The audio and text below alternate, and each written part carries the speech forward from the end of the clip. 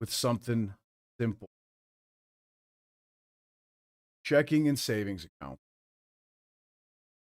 Let me know what you guys think, checking and savings accounts.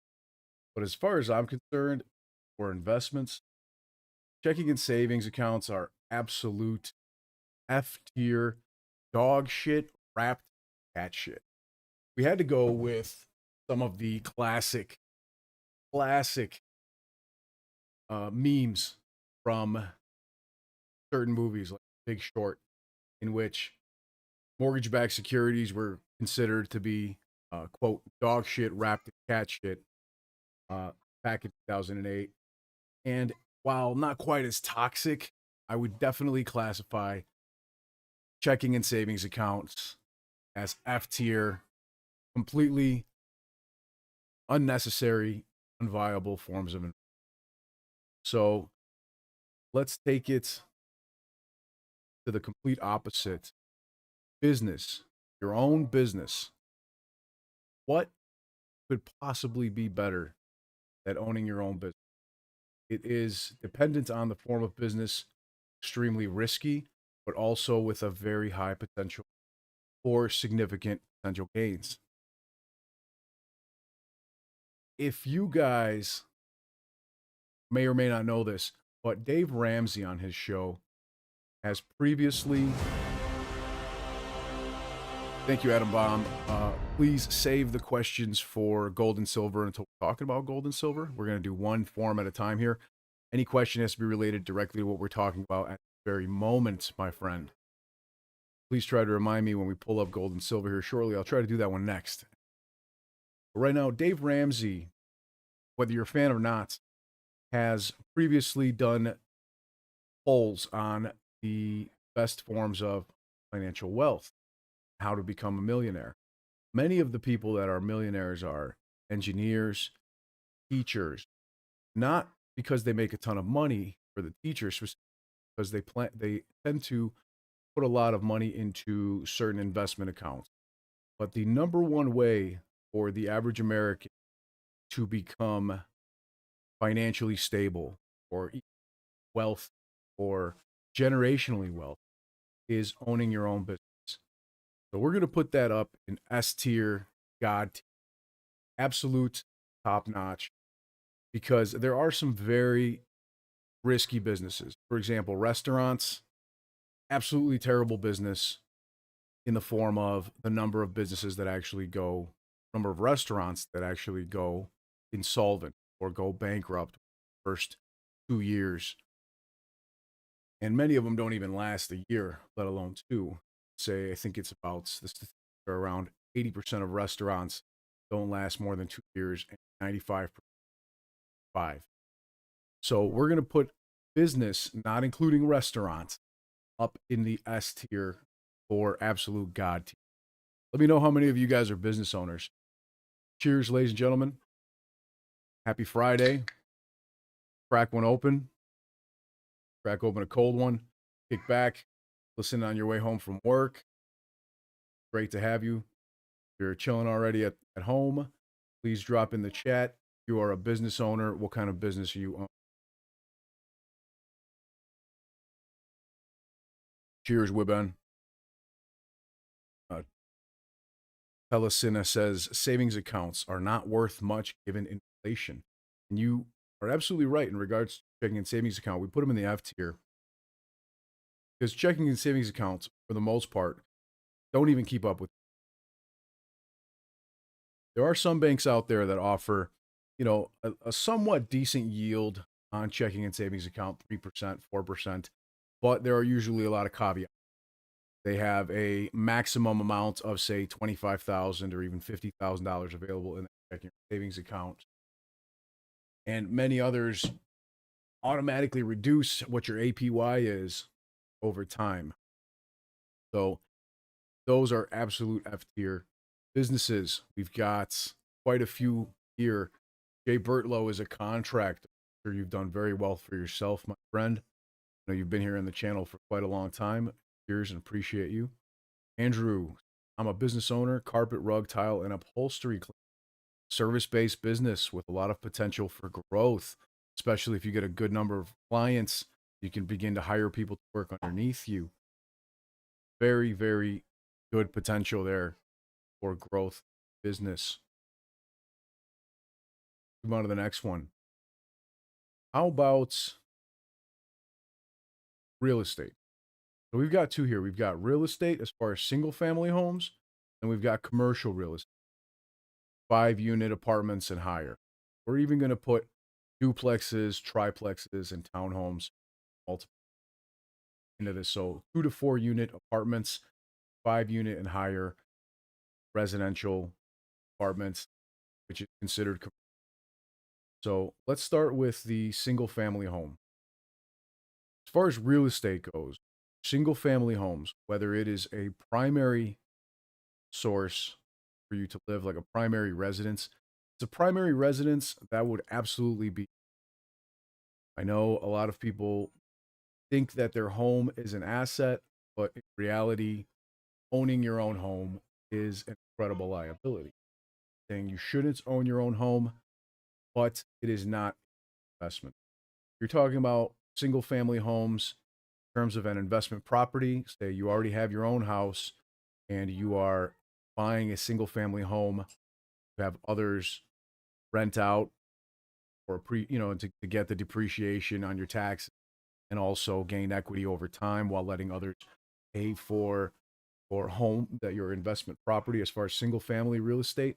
We're going to put that into the, it is definitely below average because of the large potential for risk. If you have somebody who's not paying their rent, you have somebody who damages the home, and even if that's not the case, like if you have somebody who is a great tenant for many years and then something like the scamdemic comes along, makes it so that you can't evict them for 12 months or more, even when you're not getting paid from them, that is obviously a terrible investment. Bankrupt certain. So single family real estate is going to go in the D tier, below average. And actual commercial real estate, multifamily units, 2 to 4 units or 5 units and above, those are fairly decent. We're going to classify these sorts of investments as B because it is a decent investment. It is prohibitively expensive for a lot of, but that doesn't mean that it is not a good investment. It can be, especially if you save up a bit of a down payment and you get some good tenants. You have 2 to 4 units, usually units that are rented out. If you've got at least 75% occupancy, can pay for the mortgage and most expenses. If catastrophic happens. So having one tenant that is not paying the rent at the moment is not going to bankrupt you, although you might be barely breaking even. But when all the units are rented out, especially if you got a 4 unit apartment or 5 units or more, that could potentially be extremely profitable for people. Jay says that you have no idea. COVID effed me hard on my rental. And yeah, my friend, unfortunately, I do have an idea. Former real estate broker. I know quite a lot about real estate, specifically in the investment terms. A lot of people believe that having, single family homes can be profitable. But in reality, when it comes to real estate, the more doors you have, the better, especially consolidated under one roof. You've got 2 to 4 units or more under one roof, then you have significantly lower property taxes in comparison to having two separate single family homes or four separate versus a 4 unit apartment. Well, so we're definitely going to qualify single family real estate as D tier and multifamily real estate, commercial real estate as B. Let's talk now about bonds. So bonds can be extremely safe sometimes, or they can cause you significant problems. And especially now, I would say that they're really risky. You know, in case you guys are unaware, I'm going to give you a little information right now about what's currently happening in the bond market, repo, reverse repo, and the Federal Reserve's Fed funds rate. The overnight funding rate right now for SOFR is 4.25%, and that's the secured overnight funding rate. That's what big banks have to pay to borrow cash overnight, and that's pressing against the top of the Federal Reserve's policy rate. So money markets, bonds are getting pretty tight right now. Mutual funds, money market funds, bonds. So the Feds set a range for short-term rates. The floor, what banks earn by parking the Fed. And the ceiling is what they pay. They need to borrow directly from that. And SOFR is usually right around the middle. And that's when liquidity is good, it's strong, reserves for banks are healthy, and the funding market calm. But when it starts to bump up against the ceiling, then that's a problem. It means that banks are looking around for short-term cash, and there's usually not enough liquidity flow. And that's exactly what's happening right now. Reverse repo operations are collapsing. And meanwhile, they're borrowing money from the repo, which is obvious. So the growing demand for collateral in the repo market. And when SOFR is as high as it currently is, that's kind of a sign that the Fed's control over short term interest rates are starting to slip, not comfortable. So banks start paying up, borrow more money, money market funds squeezed, and the cost of the short term interest rates rises. And the Fed meets on this coming Tuesday and Wednesday. We're already in a blackout period due to the current government shutdown, and so no one at the Fed can exactly comment. So the markets are currently betting on a 25 base cut, which is almost a sure thing that would lower that corridor and probably bring SOFR, single overnight financing rate, back down. But if these pressures stick around, it means that the problem runs deeper. So when you start hearing about talk about emergency repo operations and the Fed slowing down their balance sheet reduction, quantitative easing already, it's usually the Fed's way of quietly admitting that something's wrong and cutting rates to fix it. So what that does to bonds is it hurts bond yields. And in the long term, that really is not great for bonds, especially in the current volatility we're seeing. So while many people consider these to be a good investment or safe investment, right now, with bond yields being as poor as they are and the potential for them to collapse really at any moment, that could be a big problem. Let's see, stocking, you see it cutting out. I'm not seeing it right now, but I will go ahead and adjust back on my mic. Try to fix that a little. I appreciate you letting me know. I will play with the filter right here. Increase the hold time. Decrease the release time. It should be a little bit better there for you guys. So bonds, we're going to put strictly at C tier right now because of the severe possibility of bond yields just getting worse and worse over time, especially with the current issue we're having.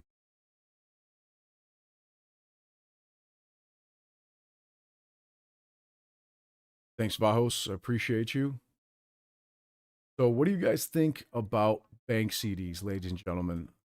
Where do you guys think that bank CDs fall into the mix? And we may move things around here later, but as of right now, we're going to go from God tier to the A tier, tier C, all the way down to F tier dog shit. We may move things around here in a little bit. Next, let's discuss these.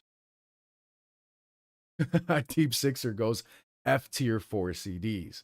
And I do understand why you feel that way. Getting some people saying that CDs are F tier. In case you're unaware, it's a cash deposit certificate. You lock up money at the bank for a set interest rate. And those rates usually are not very great, but it is a pretty much guaranteed return on your money. So while I wouldn't necessarily say that they are good, I wouldn't say that they're absolutely terrible either. So I'm going to put CDs in below average D tier because they are more stable. Even though you do have to lock up, the big negative is that you have to lock money up, usually for a minimum of 6 months. There are some 4 month CD, 3 4 month CDs, but their yield is complete garbage. Otherwise, you've got 6 to 9 months is usually the minimum, and going up from there. But again, when you take that up against inflation, there's the possibility that you don't make any money at all. What's going on, Smokes? It's good to see you, my friend. But there's also the problem that inflation kicks up. Your CD, you're locked into a CD. You may end up actually losing money. Typo, I think, agrees. Says yes, sir.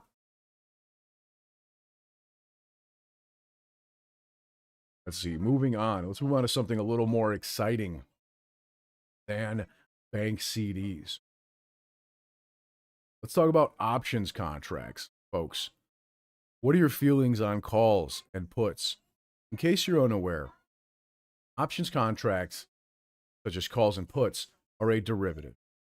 They're a derivative that can usually be purchased through your stockbroker.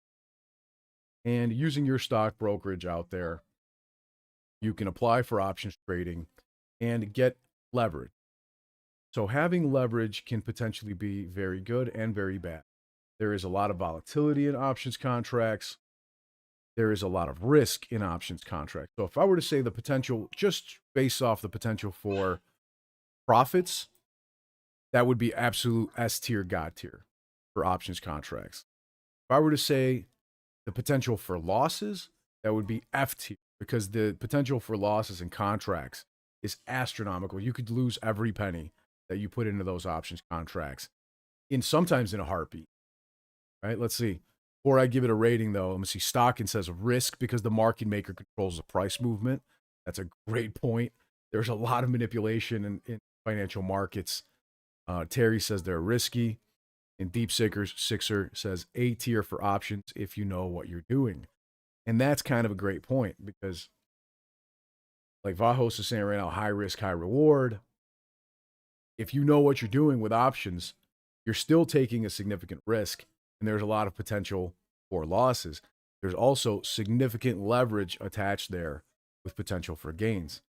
So taking that into account, I would say that options contracts, as far as an investment, would be C tier, right? Let me know if you agree or disagree with me there, because you've got great potential to make a lot of money. Got great potential for a massive amount of gain. I'm talking thousands and thousands of percents, possibly even tens of thousands of percent. And at the same time, you've got the potential to lose every penny you put into them. But if you do take it, you are careful. If you only invest what you're willing to lose in options contracts, calls, or puts, then I would say there is significant potential. So we're going to put it right around the middle of the road there, in my opinion. Not based just off the profit potential, not based just off the risk potential, but overall, because there's significant potential for both. They don't make a great investment, but they do make a hell of a gamble. If you feel really strongly about something, you don't want to put a ton of money into it, getting some cheap options contracts relative, I'm talking cheap, I mean relative to the stock price. So, if you're going to pay, $1,200 a share for one share, for that, for that same $1,200, you could potentially significant options exposure. Each call contract or put contract giving you the exposure and the leverage of 100 shares. So I'm going to put that right around C tier because it could go either way for you. Let's see, 401k and IRA. We're talking thrift savings accounts, IRAs, Roth IRAs, 401ks, and we could even lump pensions in. As far as a tier goes for this sort of investment, going back to what I was mentioning earlier about Dave Ramsey and his company did an investigation into all of the millionaires that they interviewed. And the majority of them were engineers, doctors, and teachers. Now, engineers and doctors make sense. They make a good solid 6 figures. A lot of engineers are making $250,000 or more a year, and they can live off a small chunk of that. And invest the rest. But even teachers who oftentimes are not even making six figures and are working 9, 10 months out of the year have been able to become rich over a long period of time, become millionaires over 20, 30 years via the compounding of interest and the compounding of gains, excuse me, the compounding gains that's occurring on their funds. There is a good possibility there for you to make serious financial wealth through long-term consistent investing. And Stocking says it's only as good as the person who manages them. I personally control my own thrift savings plan. And that is a good point, but there are also some out there that don't really need a significant amount of management. They're self-managed 401ks, self-managed retirement investment plans can be very lucrative, or they, of course, can cause you significant problems. We have in the past, 2008, 2020, and even multiple times, dot-com crash and several times in between there, have seen people lose half or more of their entire life savings in a market crash situation through their 401k or through their IRA or from their company going bankrupt. And the company going bankrupt means that your pension, which you had saved up for 20, 25 years, has just disappeared into thin air. So there's also that possibility. Well, because of that, I think that we should put the right around B as far as 401k savings and IRA. Now, they are awesome. They would go in A tier, in my opinion, if it weren't for the potential for market crashes to bring them down significantly. Perry says they're C tier. I don't blame you for saying that as well, because they do have a lot of risk. The risk there doesn't happen on a weekly or a monthly basis, but on a long-term basis, if you're getting close to retirement or even anywhere near retirement, 5 to 10 years from retiring, and you've got your money in a 401k or a Roth IRA, and there's a significant market correction or market crash, similar to what we saw during 2020 or even the recessions of 2016, government shutdown, the debt ceiling shutdown of the government in 2013 and 2011, the 2008 global financial crisis, the 2000 dot-com bubble, and so on. The list goes on. A lot of people lost 50% or more of their entire life savings that was invested in their 401k, thrift savings plan, IRA, etc. And even more people, not just Lehman Brothers and Enron and Bear Stearns and such, over the years, lost their pensions due to their company basically becoming bankrupt or going insolvent. But even recently, large trucking companies, distribution, logistics companies, IT companies, and so on, that had people with significant pensions of 20 years or more have gone bankrupt and insolvent and have sold for pennies on the dollar. And when that happens, usually the pension holders get wiped out. Tech We Love says, I put these in C tier because I'm part of a pension plan that I never wanted to enter. It should be voluntary. So Tech We Love and Terry are both saying these are C tier. And I could totally understand where you're coming from also with that mindset. Because if it's a forced pension, you're having to put a percentage of your funds in there or having a percentage taken away through your union or anything like that to go into the pension, that could potentially be very problematic, especially if you don't want your funds lumped together with everybody else's. So I could definitely see why you would go C tier for mid, but only because this is the number one way for the majority of people in the world to become millionaires and to actually have long-term financial freedom and be able to retire at a decent age. I am going to put it in B tier as a decent investment. Wolfie says pensions and homes should be the working man's way to provide security for their family and retirement. I do agree with you. Yeah, real estate, specifically multifamily commercial real estate, form of 5 units or more, multifamily in the form of 2 units or more, and retirement plan should be and historically have been the number one way for the majority of people to retire as millionaires or to become millionaires in general. But also, you bring up a great point, and Wolfie continues to say that they, speaking of fat cats on Wall Street, steal them whenever they can. That's why we've seen rise of movements out there like the GameStop and AMC movement. That's why we've seen the Occupy Wall Street movement and so many of these others that have people standing up for what's right to fight against the market manipulation because people work their entire lives for their pensions, for their retirements, for their real estate. And look at what happened in '08, for example. Again, I bring up '08, 2008 for you because most of you watching this channel were alive in 2000.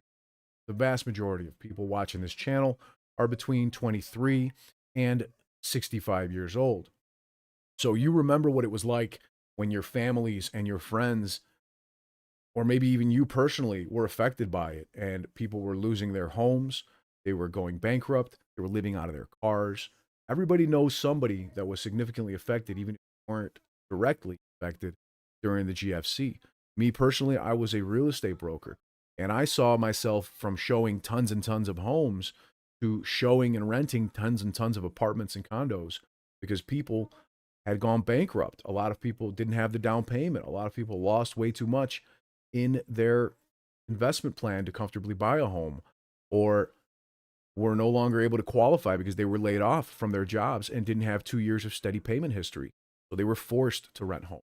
And I believe in 2010, I went, I literally, I was top in my at my company, and I had rented, many, many, many dozens and dozens, maybe even hundreds of apartment units, condos, and homes for rent. And I sold one house that year. That was in 2010. Whereas previously, homes were just flying off the shelf prior to 2008. And that didn't, the people that I was working with didn't change. I'm talking, I was working in downtown Chicago showing people $3,500, $5,500, $7,000 a month apartments and condominiums. People that had money, people that made a solid six figures, people that had savings. But due to being laid off or having a bankruptcy or losing their home or whatever other reason, these people that were very financially responsible had a ton of real estate now that they were now underwater or were not able to qualify for a mortgage because they had to give up their single family home because they had purchased it at the height of real estate bubble of 2008. Andrew says, I had a lot of foreclosed homes to clean. And I definitely believe that, my friend. Business owner yourself, as a contractor, I am sure that you have a lot of experience back in 2007, says Andrew, with dealing with those foreclosed homes, with taking care of them and trying to get them back on the market, banks and others. That. Cody says, I graduated high school in '08, and I remember how hard it was trying to find a job. Absolutely right, my friend. Frank, real quick, yes, Lit Exchange is scheduled for launch in 2026. Beta testing here for December. We will talk about that here a little bit later as well. Also down here in our list. Let's discuss actual mutual funds now. Mutual funds. Where would you guys put money market and mutual funds on this list? I told you guys moments ago, I'm going to put it right here just as a placeholder in the S tier for just a moment. That's not where it's going to stay most likely. I told you guys moments ago about the repo and the reverse repo operations and how that bodes very poorly for money market funds and mutual funds, especially in the current market. But as far as mutual funds, they're solid because there's a serious amount of diversification around. It's spread across a significant number of securities, and they're usually professionally managed by fund managers and analysts that are handling all the research, picking the stocks and balancing the portfolios. So it's a great for passive investors who don't know how to manage or don't want to actively manage. Say they're busy with your full-time job or other reasons. They're also very easily accessible, they have fairly low barrier to entry, and they're automatically reinvested, like the dividends and the capital gains can automatically be reinvested, which of course compound with growth over time. And there's a big variety of mutual funds that track all sorts of different things. You can track equities, they can be balanced, index based, sector based, you can have AI mutual funds and so on that are, suitable for a variety of different investment goals. Yeah, but stocking, you bring up a great point. They could have a large amount of fees, and the diversity there, the fees, the management fees are sometimes astronomical, sometimes charging as much as 2% or more of the actual amount. So you could get 7% return, 8% return, but 2%, 3% could possibly be going to the fund manager. And those high costs continue to eat up and also compound over time. And then there's very little liquidity. With mutual funds, which unlike exchange traded funds, unlike ETFs, you can only buy or sell them at the end of the day for the NAV value. And there's no real time market during trading during market hours. So mutual funds and index funds are only able to be purchased or sold at the end of the day. So if there's a market crash happening in the middle of the day, you're sitting there watching it happen and you want to pull your index fund, you want to pull your mutual fund, you can't. You're stuck. You're locked in until the end of the Black Monday or until the end of that day's crash. You cannot pull out your mutual fund. So that right there is definitely going to drop it down to A tier. And then if you take the tax inefficiencies and the underperformance, that could easily drop it down to the B tier because the fund managers can sell the holdings and trigger distributions of capital gains taxes.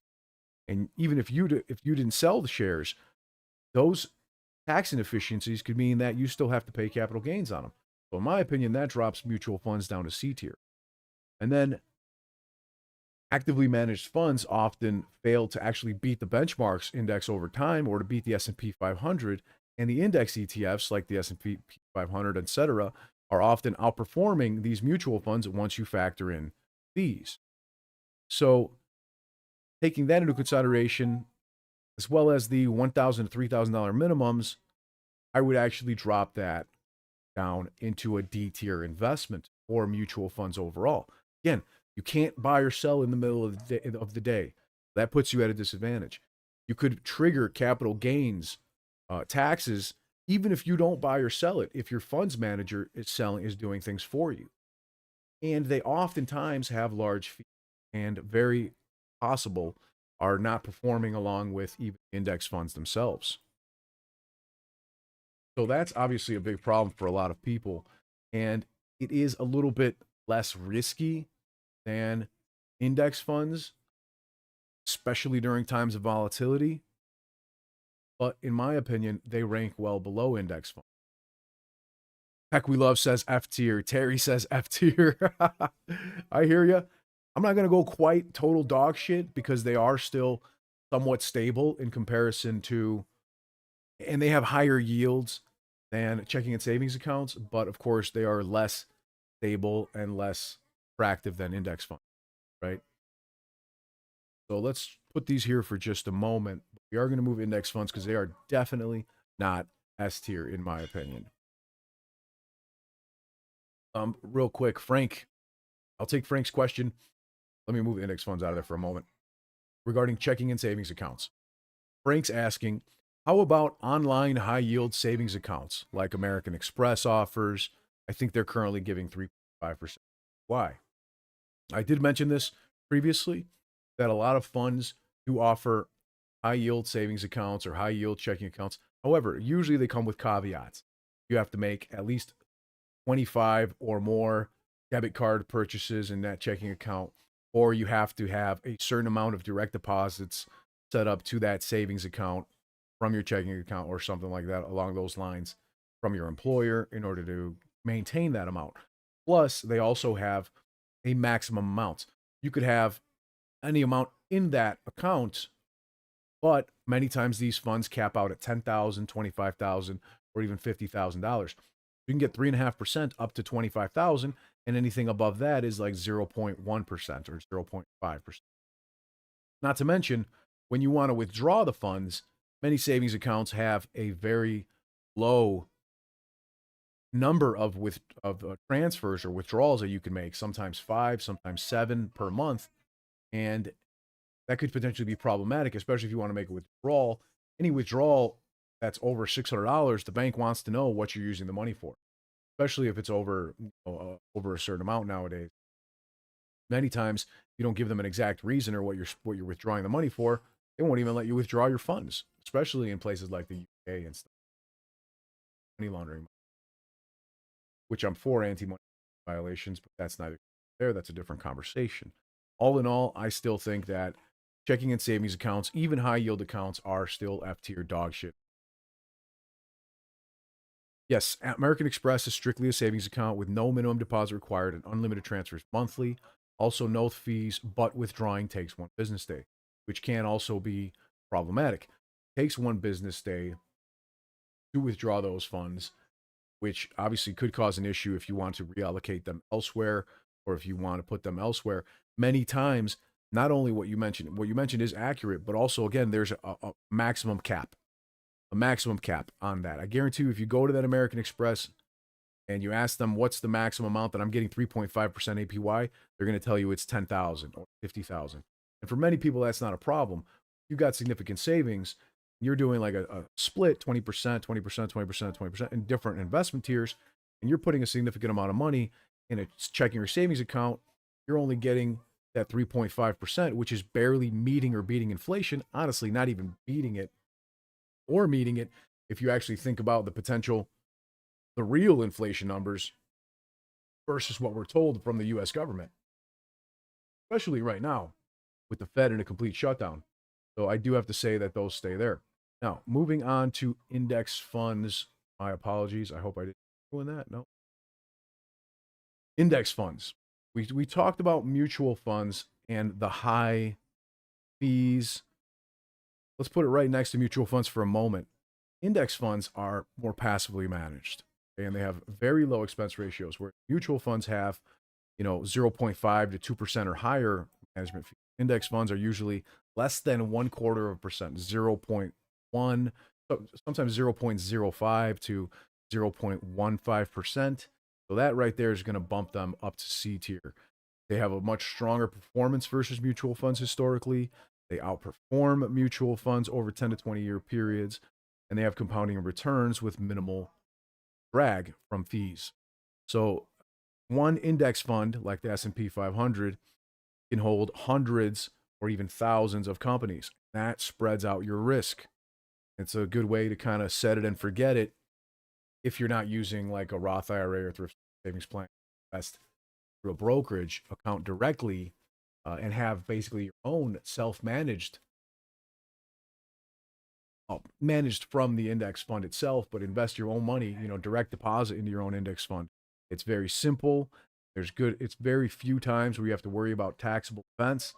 So in my opinion, that would bump it back up to D tier, kind of a decent investment.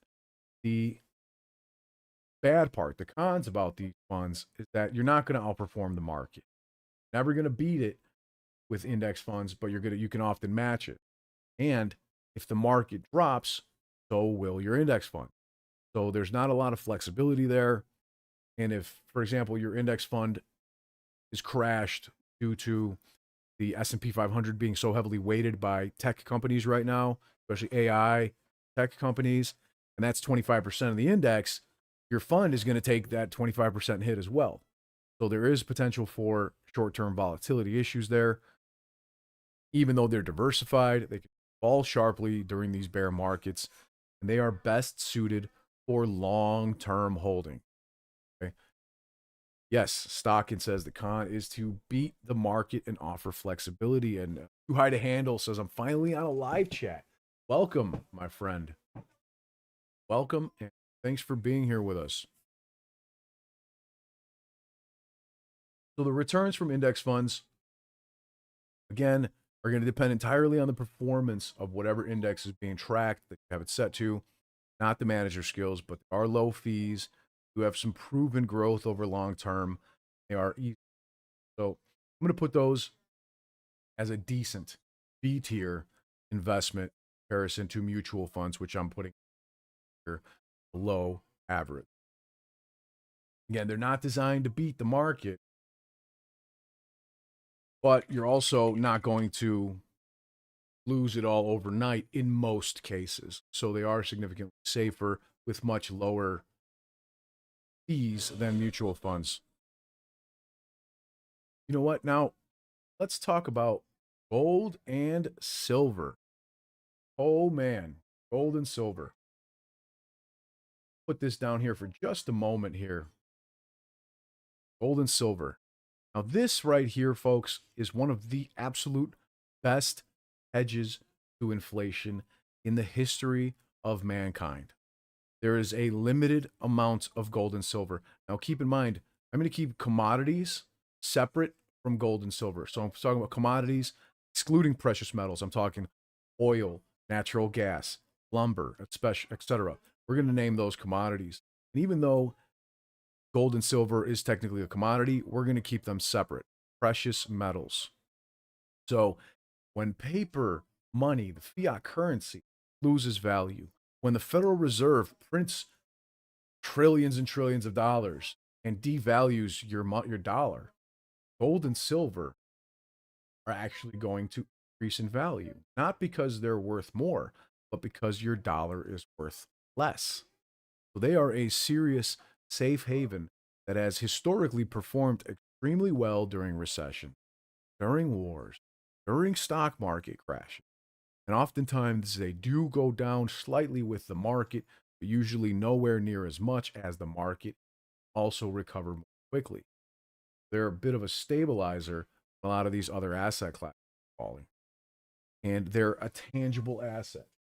Buy them in large amounts and small amounts, folks. You can take small amounts of coins and you can trade them and purchase things. You can buy real estate, you can buy groceries, you can buy gun, you know what I'm talking about, ammo, weapons, etc. With your gold and silver.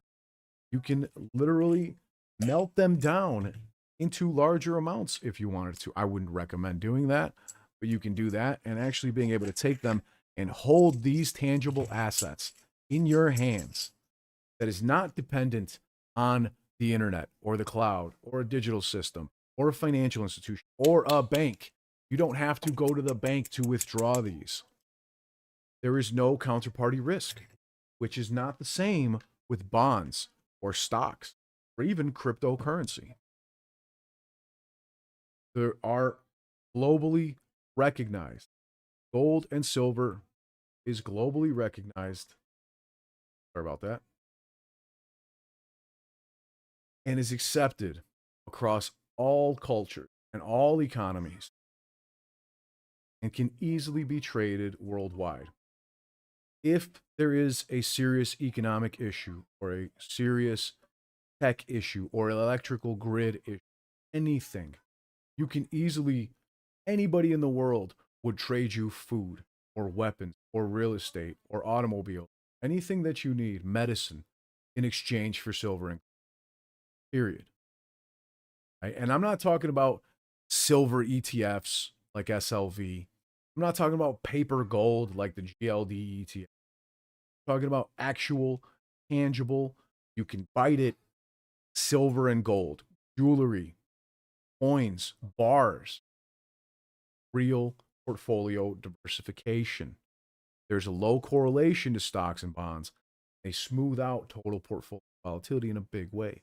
You don't have to worry about uh, yield or cash flow. There's no dividends, there's no interest, or there's no rent, right? Your return relies entirely on the price appreciation of these things and the depreciation of the fiat currency. Especially when it comes to silver, it can like very sharply swing in any one direction due to industrial demand, pharmaceutical demand, etc., investor sentiment and currency moves.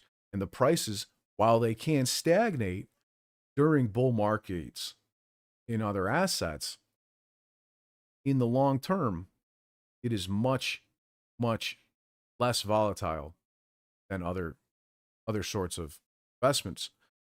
They do require safe storage. They can be heavy. If you have hundreds of ounces of silver, you know that that shit gets heavy real fast. Well, and you do have to keep them in fireproof vaults if you have to worry about that safes. And that does, of course, add costs and logistical challenges to for some people. They are taxed as collectible states, and that means that there can be up to a 28% capital gains tax. But there's also capital gains on pretty much everything else in this country.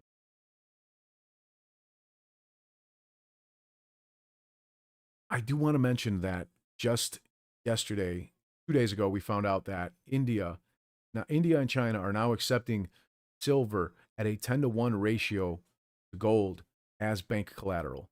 This means that what currently exists in the London market, in the COMEX, is very likely to be drained, and there is a serious potential for silver and gold to increase even more in value. So it's not the highest, but if you look at right now, silver price versus the SPY, they are significantly higher.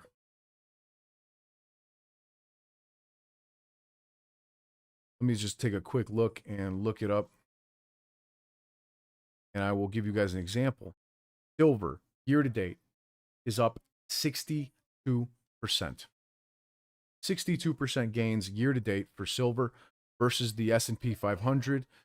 The SPY is up 15.5%.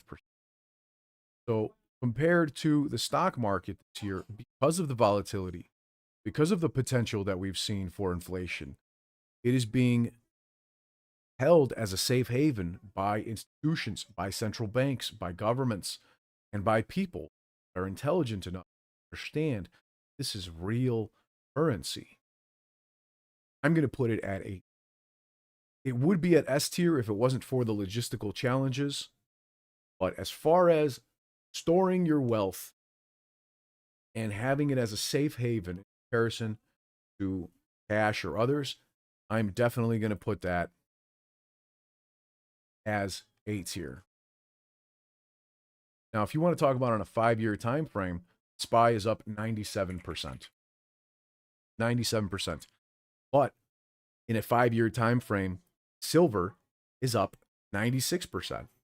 So they're right there, neck and neck over the last 5 years. But just again, year to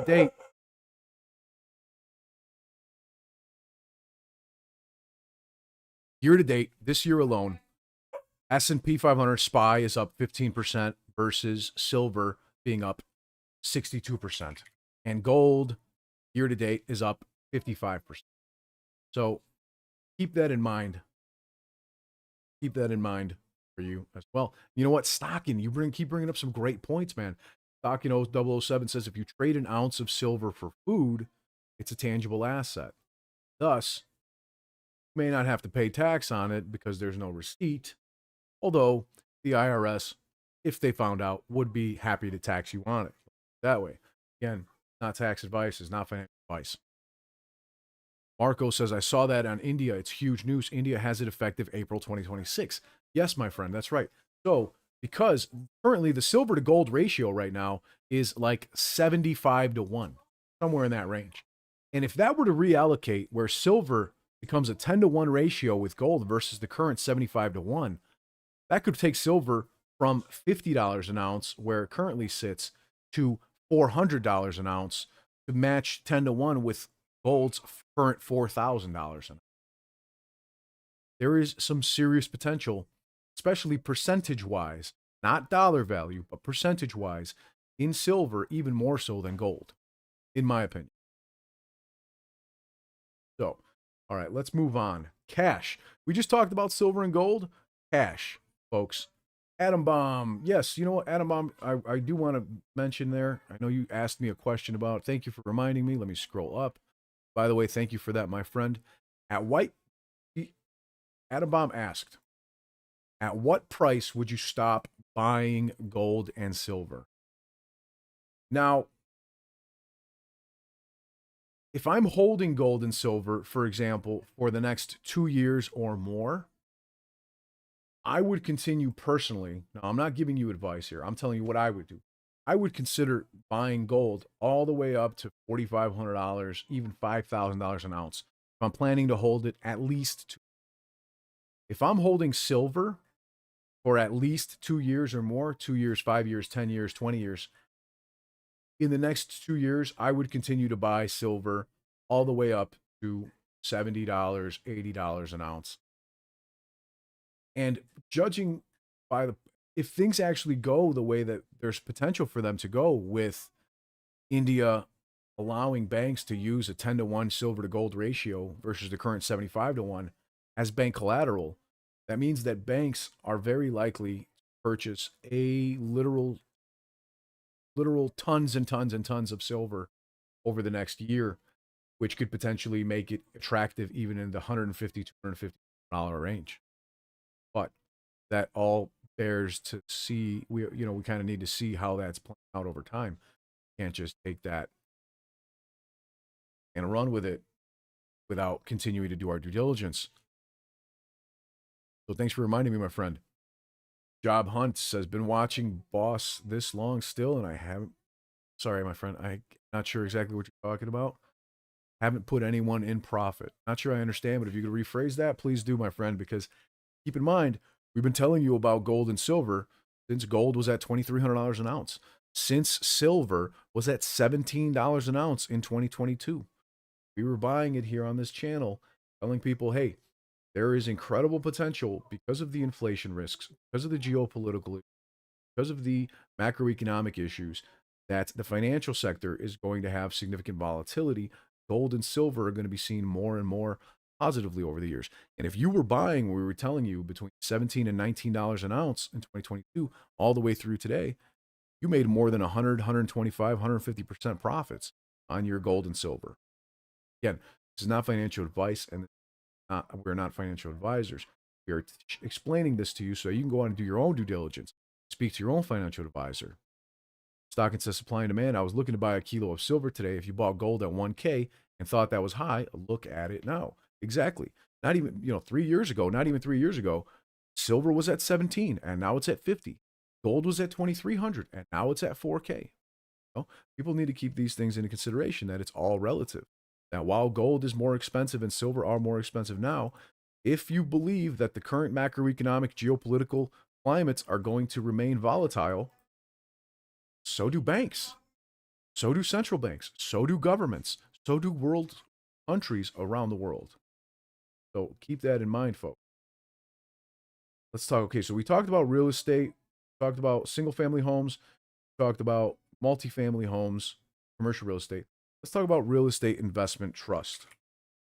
Okay, now REITs, real estate investment trusts, have a lot of pros and cons as well, because you don't have to invest as much money. Again, I'm just going to drop it up here in S tier for a moment while we discuss it.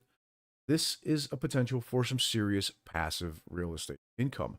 They pay out at least 90% or more of the taxable income as dividends, reinvested into the REIT as consistent income streams. So they're great for dividend investors or retirees that are looking for cash flow. And it gives you easy access to the real estate. If you don't have money for a down payment, it gives you large scale real estate access for commercial real estate, shopping centers, data centers. There's no maintenance, there's no tenants, there's no mortgages, there's no risk of people not paying you and you defaulting on your loan. You can buy it and sell it through your brokerage at the click of a button. It's also very strong. So for now, let's put it here in B tier for a moment. They're very liquid. They're a great hedge against inflation, but it is still taxed as ordinary income. They do not qualify for the lower capital gains tax rate. They are taxed at ordinary income rates, which can reduce your returns after taxes. This is why speaking to a financial planner, a financial advisor, and a CPA is advisable for people, because there are a lot. It's not just as black and white as, oh yeah, well, they have good returns. Yeah, maybe they do. But when you take into account the taxes, you might be better off with an index fund, etc. There's potential for market volatility because the shares of the real estate investment trusts trade on the stock market. So that right there is going to drop it in B tier, in my opinion. And then you've got to look at the exposure to real estate. The sector continues to decline as it currently has due to the weak buyer demand. that could potentially seriously hurt them in the long term, in the short term, midterm, and long term. That, in my opinion, drops it down to C tier. And then you've got to think about that they rely heavily on the debt that is required to own the real estate in order to fund the growth. And you have potential for poor management, for over leveraging, it's going to hurt returns, and can be negatively impacted during downturns. So it lets you invest in real estate like a stock would, but again, there's high dividends, diversification, and zero landlord headaches that are still vulnerable to the interest rate issues that we're currently seeing and to taxes. So because of that, I'm going to put it right around mid.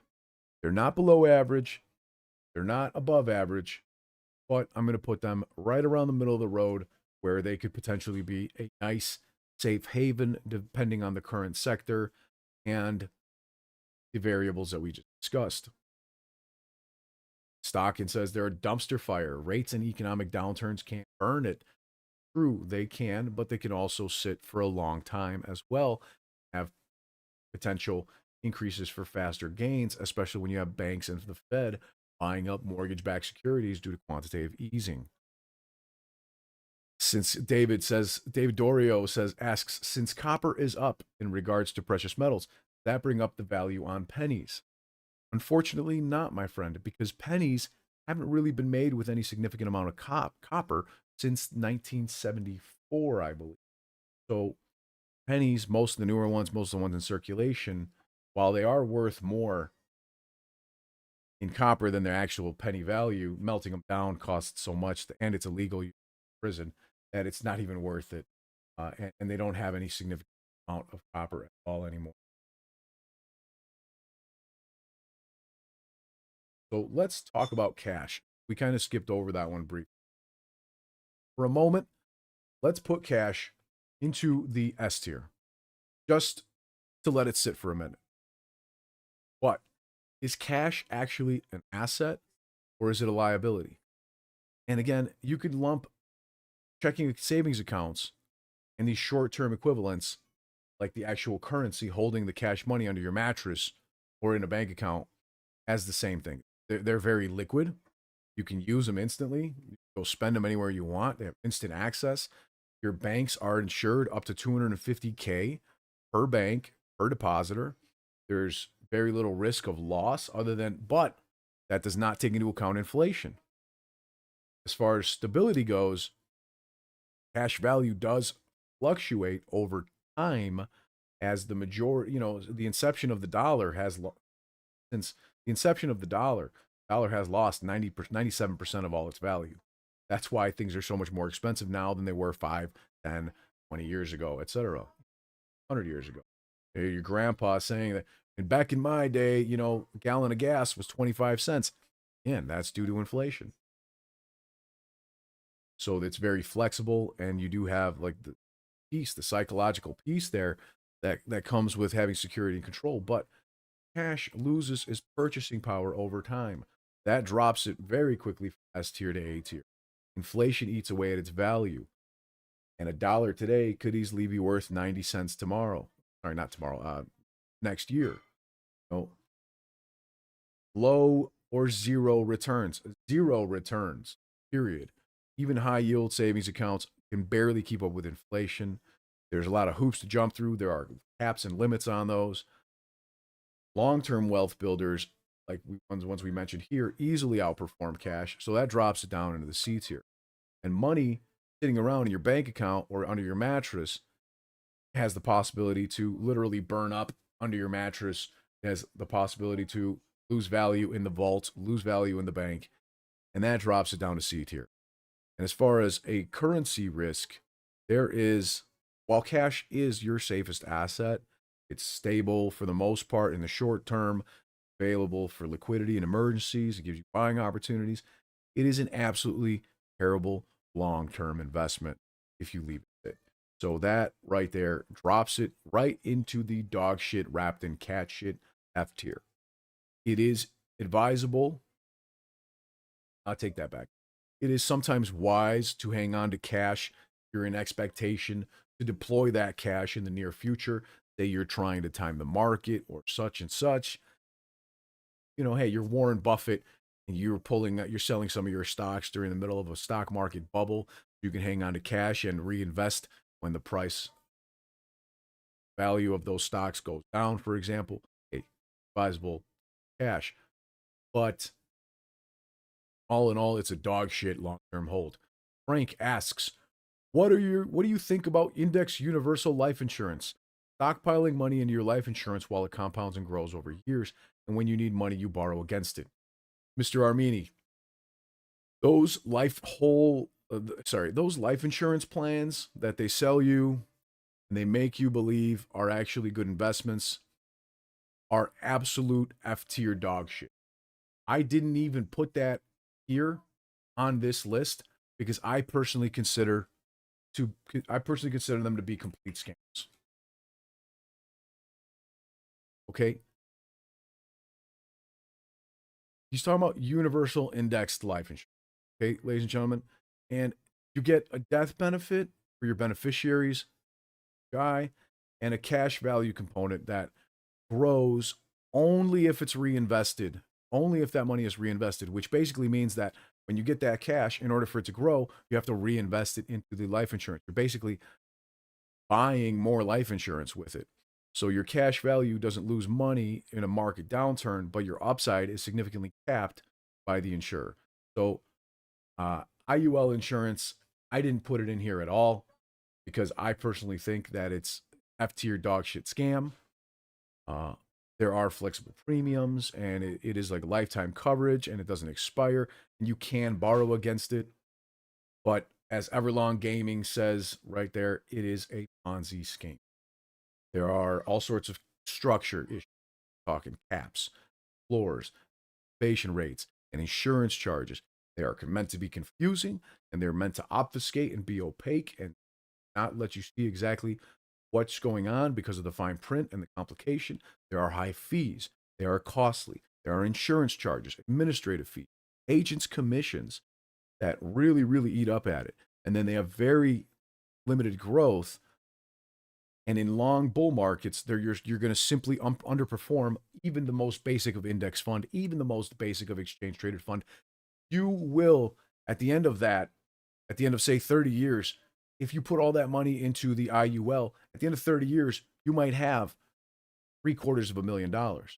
But if over the same 30 years you took that exact same amount of money that you spent on that IUL and you invested into exchange traded funds or index funds, you would have $5 million, $10 million, or more easily. So, in my opinion, those life insurance policies that they try to sell you that you can borrow against that are death beneficiary, payouts to your children and such, they're absolute dog shit. You're better off getting an exchange traded fund, getting an index fund, getting many of these other forms of investments, even a mutual fund for Christ's sake, in my opinion, and having a trust and an attorney set it up for you so it transfer over to your children. And that's about all I'm going to say about those IULs. That's a little additional bonus for those of you that are that have wondered about those in the past. When you see them, they're advertised on Meta, they're advertised on Facebook and shit like that, and they try to make them seem like great investments. They are Ponzi schemes. They are crap. If you took the same, say, if you wanted to invest 50 grand over the next 10 years in one of those, took that same 50 grand, put it in exchange traded funds or put it in index funds, you at the end of 10 years or whatever, you would have 10 times, 20 times, 30 times the amount of money. Period. Period. Now, what about Bitcoin? Right? What about crypto? Folks, what are your thoughts? Bitcoin crypto. For a moment, I'm going to drop it in S tier just for a second, and we're going to see if we're going to drop it. Tony Thunberg, I appreciate your kind words, my friend. Much love to you out there in Sweden and all those in Valhalla. Cryptocurrency, folks. Digital, centralized currencies. Not all are made the same. There are a lot of altcoins. There are a lot of shit coins. There is a lot of scams happening in crypto. But there are some out there that have seen wild, wild growth, adoption by governments and banks. Even the government of El Salvador and many others And central banks and even the Federal Reserve and the United States Treasury, excuse me, I meant the United States Treasury, not the Federal Reserve, have invested in Bitcoin and cryptocurrency. There is decentralization claim. There is a claim of decentralization. While it is not controlled by any government, bank, or corporation, it is arguable that the creator of Bitcoin, Satoshi Nakamoto, is actually the CIA. Again, arguable, right? I'm talking about theoreticals. It does reduce exposure to political manipulation or monetary inflation, but there is also a limited supply, which is obviously very good.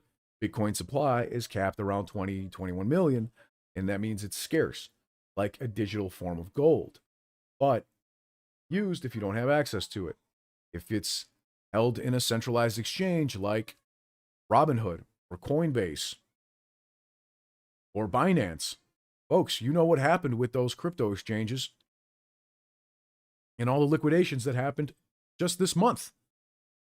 Thousands and thousands of people were completely wiped out. Thousands and thousands of people wiped out entirely. And many, many tens of thousands, hundreds of thousands lost big time. Right? So that does drop it, in my opinion, 1 tier to A tier. It is a good inflation hedge. It is a store of value, especially now that banks and central governments are actually using it and adopting it. It does have asymmetrical upside. But you can't go to the store and buy a pizza with it. Actually, you could, and you guys remember that people have done this before. And if you guys ever saw the person who bought a pizza with Bitcoin, I think he spent like 7 Bitcoin on a pizza, to get a $25 pizza years back in like 2013 when it was worth, a few bucks. He is now kicking himself for having lost out on millions and millions and millions of dollars. So that right there, in my opinion, keeps it at A tier and doesn't drop it down to B. There is a massive amount of volatility in cryptocurrency, especially with shit coins and altcoins, but speaking specifically about things that have utility and value, like Bitcoin, like XRP, XLM, etc. Other these kinds of coins. They are high risk for short term of conservative investors. There is still some regulatory uncertainty, but that would drop it down into B tier. But with the new Trump administration and the Securities Exchange Commission being much more crypto friendly, that bumps it back up into the A tier, in my opinion. And so there's no actual intrinsic yield or intrinsic value unless you have it staked or lent out through another platform. The crypto itself doesn't produce an income, but there are returns depending on the price appreciation. However, you can stake it. For example, we are creating a new stock and crypto brokerage by the name of Lit Exchange. There's a link to it down in the description below. You can own Lit Exchange now. You can become an owner in the company and own equity for the first time in the history of the world. An upcoming stock and crypto broker is giving you the chance. This has never been done before by any firm prior to IPO and launch. So the company is set to launch in 2026, and we are going to be offering lit staking. It means you can stake your Bitcoin, you can stake your XRP, stake your XL, and for exchange for that staking, you're going to be achieving yield. You're going to be getting money back in the form of cryptocurrency. So if you have your crypto, your Bitcoin, your XRP, and you're holding it in a wallet where you lose your key, that could drop it into C tier because you would lose those funds permanently. You're hacked, scammed, there's phishing, and somebody goes your password in your key. Or if you give it away to someone unknowingly, that could significantly damage you. And of course, a lot of the tokens out there have little to no utility. The altcoins, the shit coins out there. And you know what I'm talking about. You know what I'm talking about. Wolfie. Yeah, that's another guy. That's right. Wolfie reminds me. There was another guy that paid back in 2011. He did pay 10,000 Bitcoin for 2 pizzas when it was worth a few pennies. 10,000 Bitcoin. That guy would be 100 billionaire today. He still had that. What's going on, Paul Andrew? Welcome to the channel. Frank asks, will Bitcoin and XRP be intertwined when Bitcoin becomes a regular form of payments in USA? My friend, I honestly don't think that Bitcoin will ever become a regular form of payment. The gas fees, the transfer fees are too expensive for Bitcoin to ever become a regular form of payment for the average person. For the majority of people, it is more a store of wealth like a very large gold bar, if you will, digital gold bar. You know what I mean? So I personally don't think that's going to happen, but there are others out there like XRP, etc., that do have that potential. And they're not the only one. They're just some of my favorites, and that's why I mentioned specifically. But again, Bitcoin and a lot of these cryptos that are not these little shit coins, the ones that actually have utility, they're financial freedom, innovation, long-term growth potential, massive volatility, massive risk. And they're ideal for people that are bold, people that can hold for a long period of time, and people that are investing money that they're not afraid to lose. Because that has happened. And it just literally just happened this month. The tens of thousands, hundreds of thousands of people lost a ton of money through the market manipulation that the exchange Binance has allegedly. If you ask me, that is exactly what they did. Markets, they rug pulled a ton of their users. They made tens of billions and billions of dollars in profit. The crypto market lost $100 billion in liquidations in hours, and they gave back a couple $1 million out of those tens of billions that they made to people to make it seem like they were doing something to help them. In reality, people lost hundreds of thousands or millions of dollars. In return, got back a couple hundred or $1,000. Does that sound good? No, you can understand what I'm getting at here. And I'm sure any of you that are out there that are familiar with crypto are likely well aware of exactly what I'm talking about. And if you're not, please go search X, go search Twitter, go search Google about the crypto crash of October of this year. It literally just happened a week and a half ago, 2 weeks ago, and you guys will have your eyes open to the potential leverage amount of money that can be made and lost overnight in the crypto markets. Shannon says, appreciate you, boss, and 8 family. Cheers, Shannon. Appreciate you as well. Thank you so much. Let's move on to exchange traded funds. Bitcoin and cryptocurrency, I'm going to leave as a B tier, decent. Actually, I'm going to change that. For cryptocurrency that are well established, like Bitcoin, XRP, others that have high utility, it's up to you to decide which ones have high utility. Because there's so many, I'm not going to name every single one that I think for. I'm going to put cryptocurrency as an awesome investment right there next to gold and silver. It's not tangible. You can't hold it in your hands. You can't buy food or real estate or things with it when the shit hits the fan or during the zombie apocalypse or if the cloud is down or if you don't have access to your keys and many other caveats. But if everything's right with the world in terms of the power grid and accessibility to the internet, cryptocurrency is right up there, just underneath. I'd give crypto like an A minus. I'd give physical precious metals like silver, gold, platinum, etc. an A plus. I appreciate you, my friend. I'm not really able to answer many questions right now from the think tank. Professor says, great video, boss. Pressure washing my driveway has never been more informative. I love to hear that, man. This is why we do these kinds of long form videos so that you guys can, multitask. You can drive, you can do chores, you can work, such while listening to the videos without having to be bored with other things and actually learning a few things, right? But it's been pretty long. We've been at it for about an hour and 27 minutes. I appreciate you more than anything if you've been here this far or this long. Dr. Gummy, hello, my friend. Welcome back to another live since you missed them recently. I'm glad to hear it. Yes, sir, we've been very busy with Lit Exchange, but please do go ahead and like this video. Drop a like if you have the ability, if your hands are free, and if you're not driving. Again, exchange traded funds. Where did I put them? ETFs are basically a basket of stocks and assets like stocks, bonds, other commodities that trade on an exchange, just stock. They can track an index like the S&P 500, like an index fund, sector, or even a specific strategy.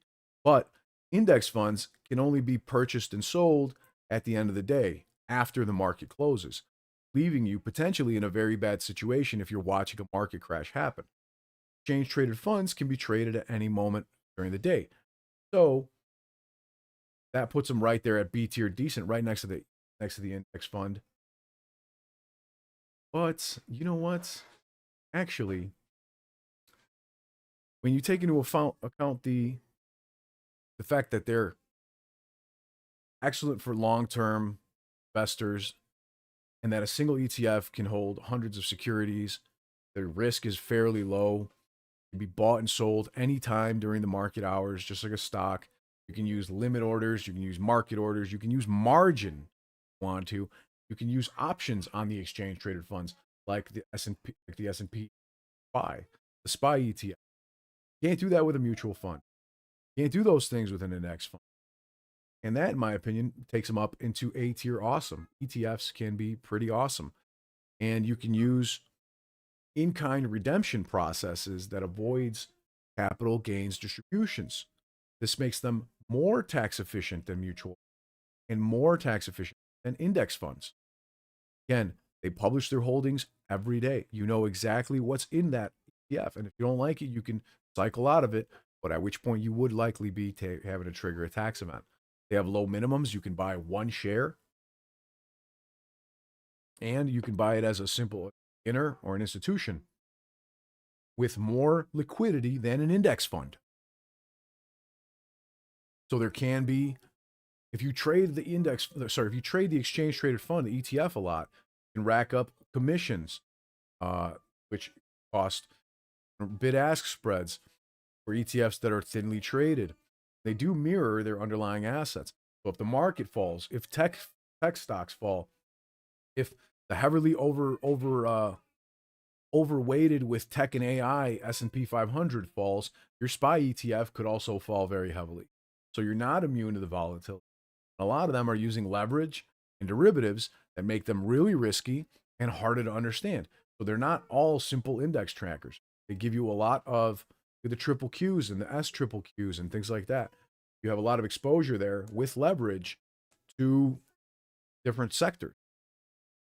So because they don't match their index performance due to the fees or the replication method, it can sometimes be an over diversification that can dilute your returns.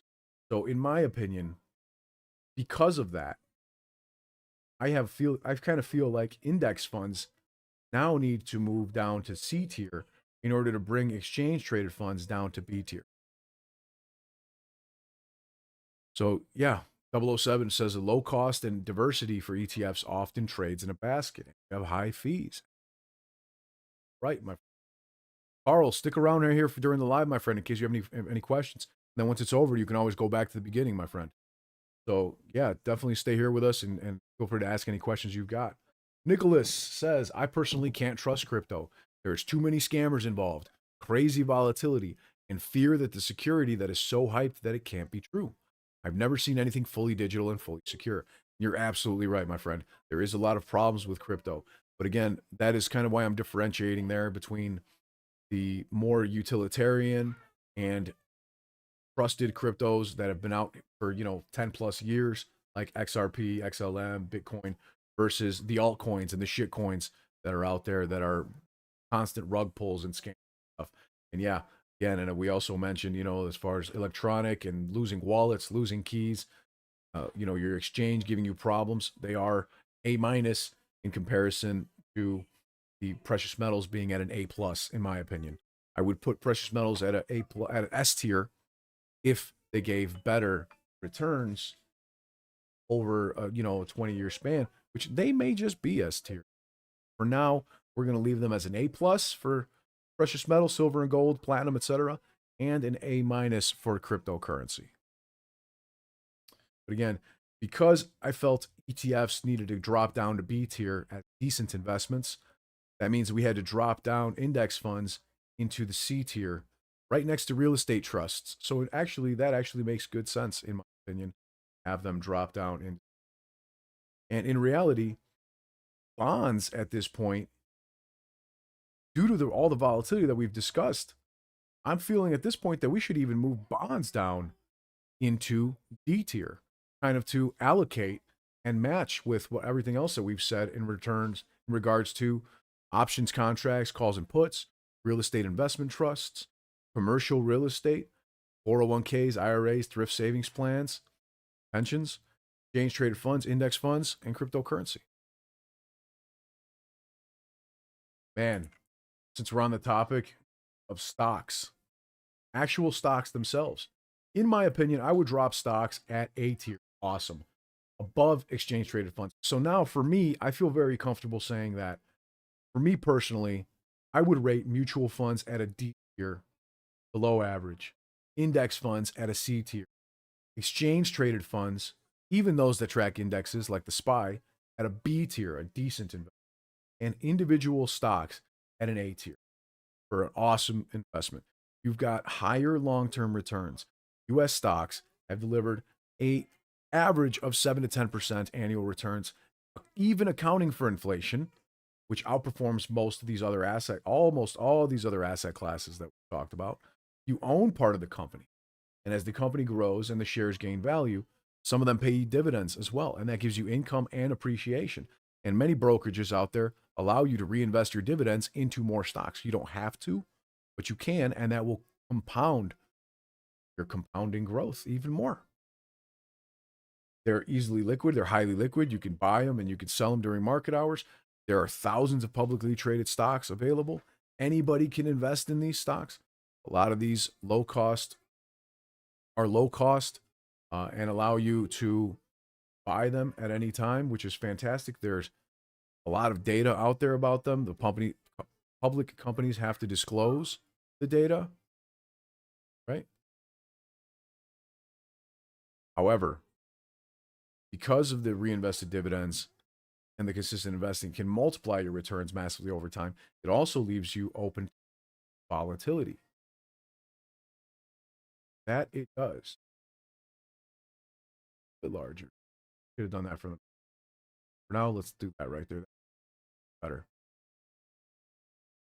So the stock prices, of course, are very volatile when news and earnings, market sentiment, naked shorting, spoofing, market manipulation, all sorts of other issues out there that are not ideal for people who panic or need short-term stability.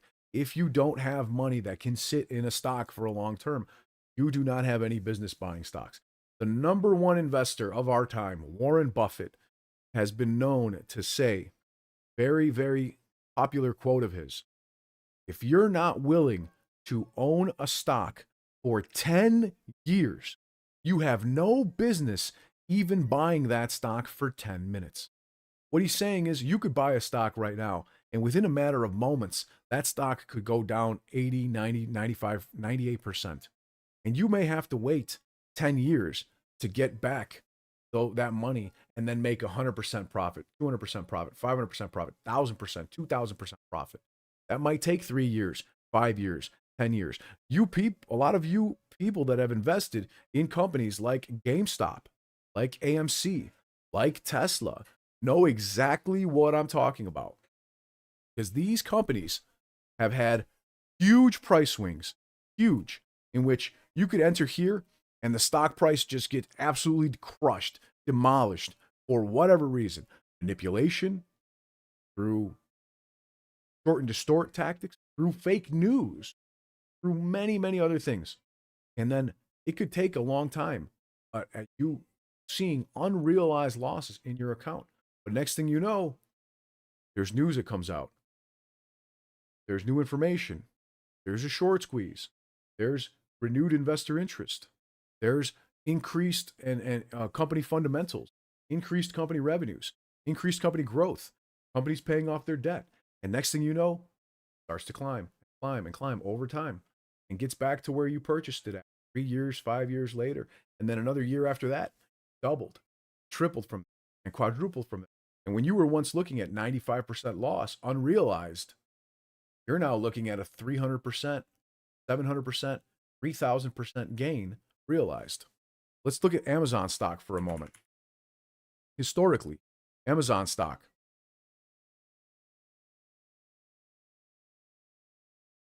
in 2021 was at $186 a share. And in 2022, it dropped and lost 70% of its value, dropping to under $80 a share. But If you held strong, you'd be at $224 a share today. You had purchased Amazon stock when it first IPO'd back in 1997 for 20 cents, 30 cents, you would have 249,000% gains. 249,000%. Now, let's look at GameStop stock. GameStop stock over year to date is down 24%, but over the last 5 years is up 521%. From its inception is up 835% all time. And if you bought it in 2020 for $1 a share, you saw it squeeze in 2021 to $400 a share, accounting for the splits, stock splits, that puts it at around $82 a share. So obviously some big potential for movements. We've seen companies like GameStop, like AMC, like COS, and even just yesterday, you saw Beyond stock 2 days ago absolutely skyrocket 700%. If you're not willing to hold the stock for 10 years, you have no business holding that stock for 10 minutes. So if you're investing money in any one stock, I don't care what it is. I don't care if it's Amazon. I don't care if it's Apple. I don't care if it's Intel. The point is, if you invest any money in a stock, you better be prepared to let it sit there for a long time. Otherwise, you have no business investing in that company or in that stock whatsoever. Commodities.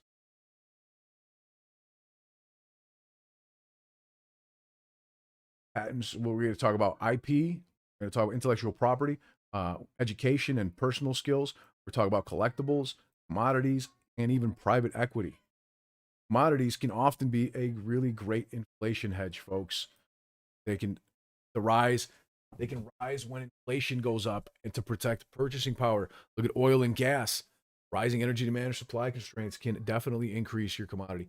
World runs on energy, raw materials, gas, oil, lumber, etc. There's a lot of long-term demand even after negative down.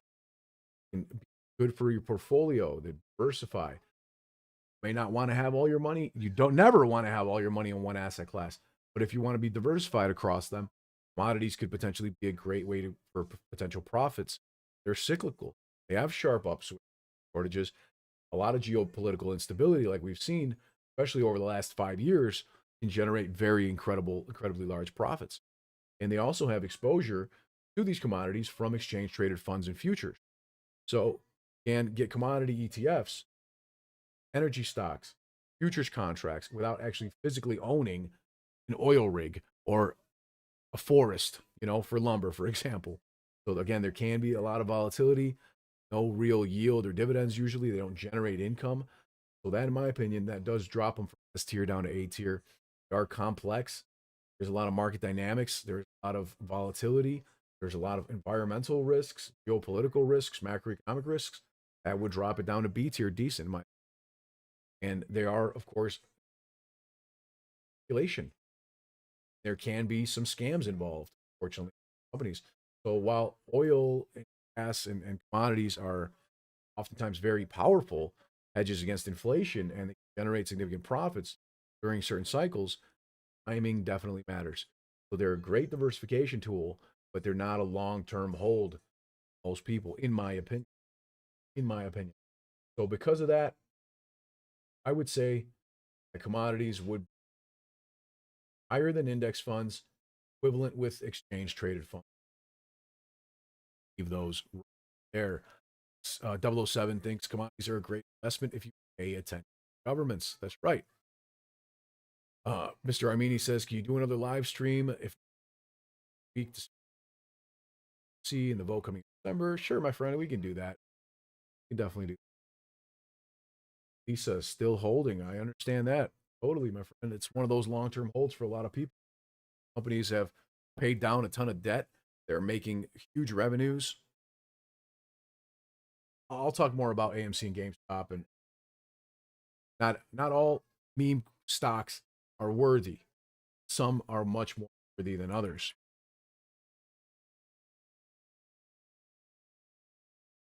Yes, sir. Thank you very much. Then you've got patents, trademarks. I wish I would have made the words put on this a little bit larger. I didn't.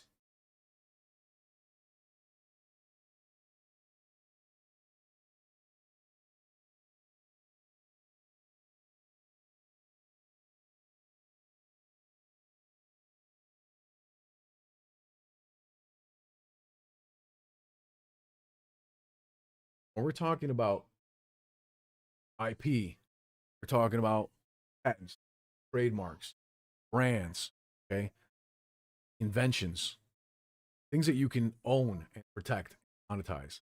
And once it's created,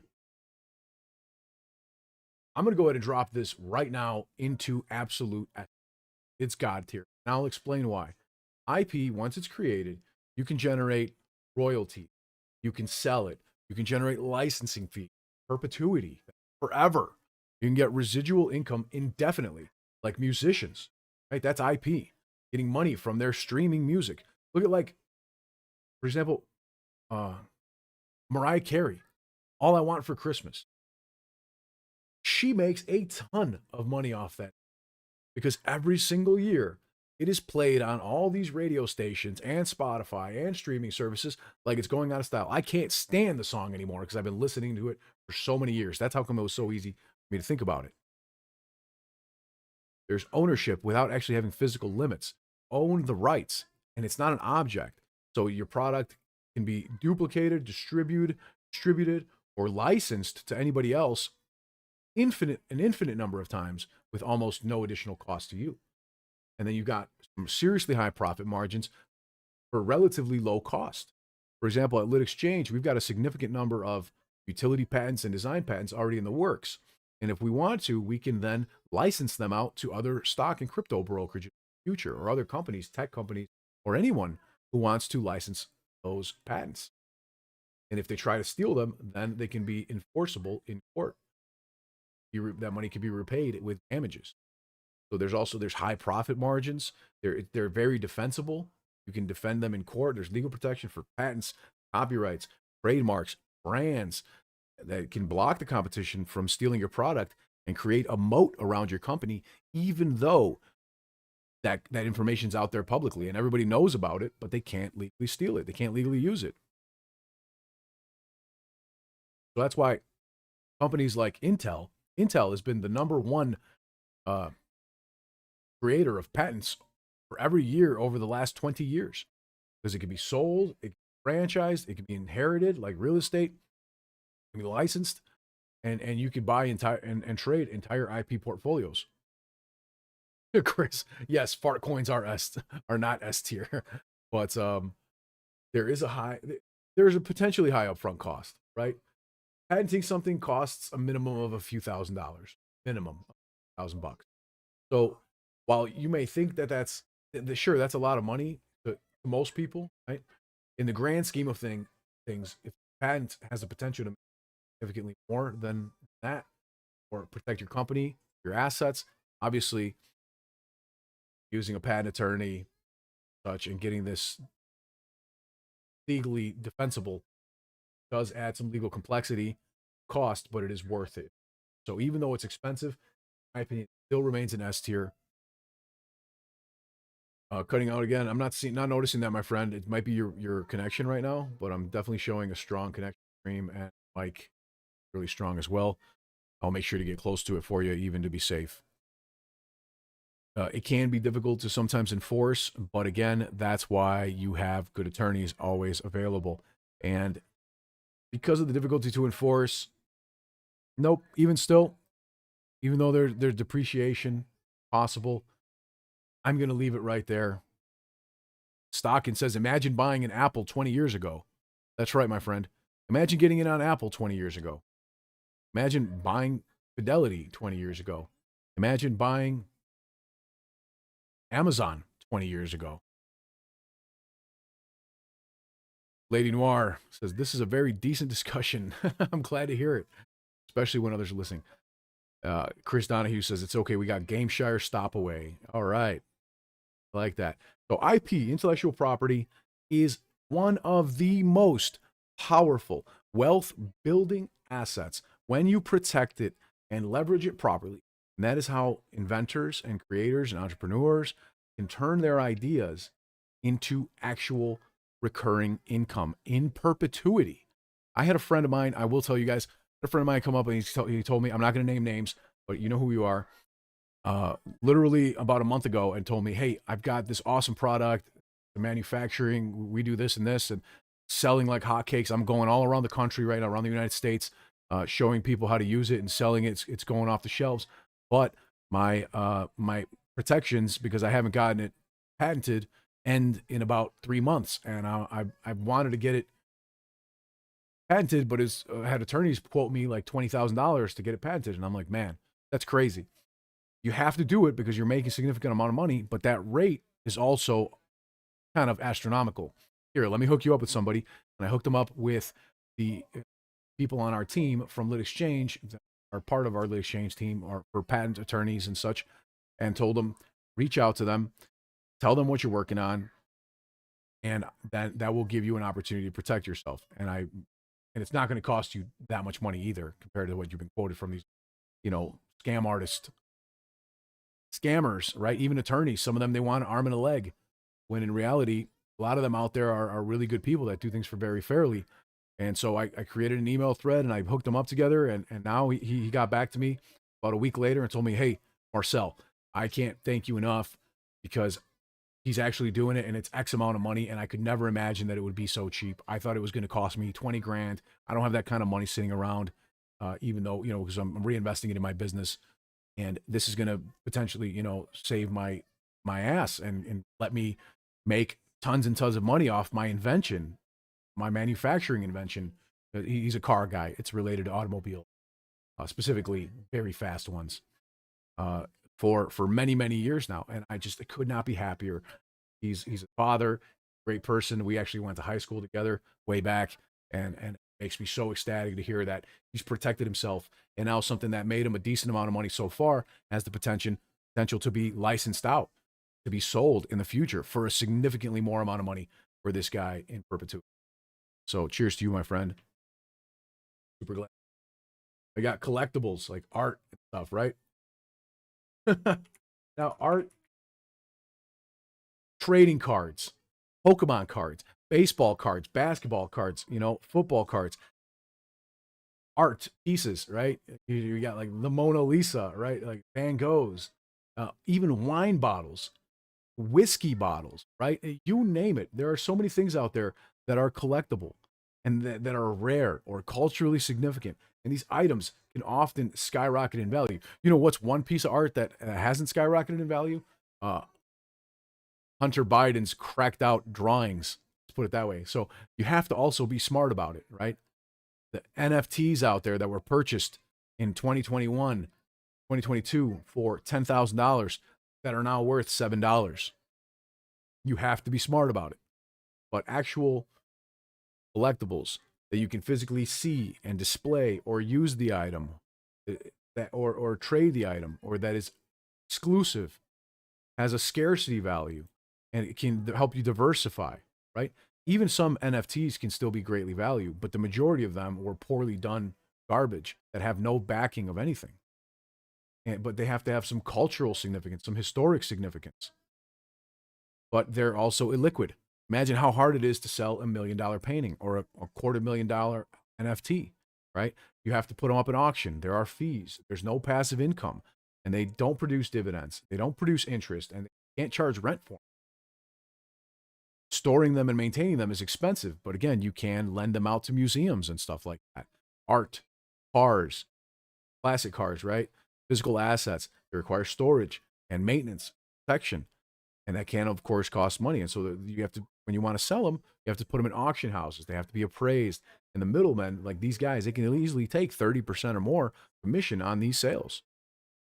So the prices of these, of course, as I mentioned, with like things like the NFTs and other cards and such, cards like collectible trading cards, some of them can skyrocket in value and some of them can collapse in value. Beanie Babies, right? Think about Beanie Babies 20 years ago. It's hard to predict what will hold its value long term, but some things have been proven to stay expensive, right? To stay retaining and gaining value. So, in my opinion, I would put them, because of all those pros and cons, I would put collectibles right in the mid tier, right at the C tier, because they can make a lot of money, but they also can lose a lot of money. At the same time, it can be costly to sell them. If you got a 25-year-old Game Boy sitting in the original package, Game Boy Color, yeah, it's awesome. Certain people are going to want to pay a lot of money for it, but it's going to be hard to find those people, right? And that's kind of why it has to go into the C tier. It's not a great investment, not a terrible investment. I would put it right around the middle. And look, 007 here says, I sell cards, trading cards. The value is going up. Unopened cards sell high with my boys, but it's a massive risk. You are right, my friend. Look, Hayden J says, soon popcorn buckets. I could see that, my friend. There's a lot of people out there that are going crazy over the popcorn buckets because there's very few of them made. And they're not going to be made again. Chris says, go ahead and put Counter-Strike Go skins in D. Their market just crashed overnight due to the update. That's a good video game, old school video game concept regarding the collectibles. So they can have massive returns, guys, and they can have a lot of emotional value. But again, they're speculative and they're not very liquid. And it's best for people that are passionate about them, that can afford to hold them for a long time. You know, look at Pokemon cards. You know, if you held your Pokemon cards from 5 years ago, 3 years ago, 10 years ago, you could potentially have a ton of money sitting on your hands if you properly stored them.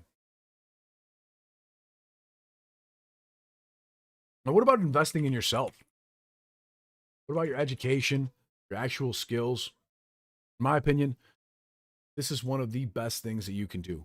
Now, I may not keep this in S tier. I'm not going to keep it in S tier, right? But we're talking about putting time, money, and effort into making yourself smarter, becoming more knowledgeable, getting higher abilities, right? And this isn't just through college degrees. I'm not talking just college degrees for the sake of it, right? But certifications, online courses, mentorship, self-education, entrepreneurial internships, such, right? They have a huge long-term return on investment. They are inflation proof. Your knowledge is not going to be devalued with inflation. It gives you a lot of potential for innovation and for entrepreneurship, right? Education fuels creativity for people and adaptability. And that is the number one way that most people gain wealth, right behind becoming business owners. But they kind of go hand in hand because entrepreneurs, even if they didn't go to college, even if they didn't go to high school, have a lot of knowledge and education that has been gained. It doesn't necessarily have to be tied to a college degree. Look at tradesmen. Look at, I know a ton of skilled tradesmen, plumbers, electricians, contractors that are making solid six figures, and even some that own their own businesses that are making 7 figures, 8 figures, with their own companies. But again, that comes through education, investing in yourself, and then your own business. And that's why I put business at S tier, and I believe that education in yourself, I think I will leave it right there, not counting college degrees, okay? Because there is a very high cost for college degrees. So when it comes to like college degrees, unless you're going to be a doctor or a lawyer or something that requires a nurse, right? That college degree, it can cost you tens of thousands, hundreds of thousands of dollars. It does not guarantee you a return. So student loan debt is one of the major setbacks for people that is oftentimes not managed properly. It's a huge time investment that oftentimes wastes 4 years, 5 years, 8 years of people's lives in which they're not gaining an income or making a minimal income. There's also diminishing returns in many fields where not all degrees or courses lead to a higher pay. Okay, keep that in mind. Some industries value experience much more than the credentials, much more than that piece of paper. And a lot of things have an obsolescence, information obsolescence. Look at how big computer CGI animators were being pushed into college 20 years ago. And computer graphic and design courses were being pushed so hard 10 years ago. Where are those jobs now? There are very, very few of them. So while knowledge is power, the execution of that matters. So in my opinion, because of that, it's going to drop to A tier. Absolutely awesome. because it does give you a massive lifetime return on investment. They give you skills that are never going to lose value. It enables you to become an entrepreneur, but it doesn't guarantee your success. It gives you confidence and freedom and expands opportunities and networks with other people. But it's expensive. It takes a lot of time. And a lot of fields have low returns, and the skills can, of course, become outdated, like some of the ones I just mentioned. There's no guaranteed success. So while education and skill building are ultimately long-term investments, the foundation of every career and business, and financial success, unlike money, once you gain knowledge, nobody can take it away. So because of that, I'm going to put it in A tier when you take into actual education into account. But in order to become, in my opinion, truly financially wealthy, it is owning your own business. You can become rich. For example, you can become a millionaire if you're a teacher or a doctor that is reinvesting a lot of their funds into pensions and 401ks and IRAs. Yes. But in order to become truly wealthy, truly generationally wealthy, you have to have your own business, your own patents, your own trademarks, your own brands, truly. And then comes private equity. Now, if you guys know a thing or two about private equity, it is extremely expensive, but there are a lot of possible returns. Don't let that turn you off, because for most people, in order to get into private equity, they're not publicly traded on the stock market.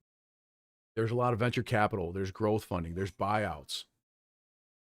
And typically, private equity acquires stakes in companies, and you can have a massive, massive high return potential in private equity. So historically, well-managed private equity firms, which you can invest in, these funds, they outperform the public markets over long periods of time. The returns come from business growth, operational improvements, and actual buyouts, like leveraged buyouts. So there's a lot of access there to a lot of the early stage growth that you see with companies. Again, talking about what if you got an Apple when it first started? What if you got an Amazon when it first started? What if you got a Fidelity 10 years ago, 20 years ago, way more than that, because Fidelity is a much older company, but you know what I'm saying? Before it even launched, right? You would have a significantly large number of shares right now. Shit, even Bitcoin back in 2010, you know, like buying 2 pizzas for 10,000 Bitcoin. There's these PE firms, they work hands on to make these companies better. There are some out there that are sharks. Don't get me wrong. For the most part, they work hands on with companies, and they cut inefficiencies and they create profitability, unlike passive stock investment. So that gives you exposure to private markets that is not tied to the daily stock market swing, right? It reduces the correlation with traditional investments. So in my opinion, that kind of puts it in S tier, but I think there's going to be some cons here that drop it down a little. You got a long-term focus, right? Private equity funds usually have 5 to 10 year horizons. So if you're going to retire next year or in 2 years, that's not for you, right? So that kind of drops private equity down to the A tier. They're not super liquid, but your money is locked up usually for a couple of years or more, 2 years, 3 years, 5 years, 10 years. But because of that, that gives you some serious return potential. There is oftentimes a high minimum investment, because most of these private equity funds require you to be an accredited investor. That means you have to be rich already.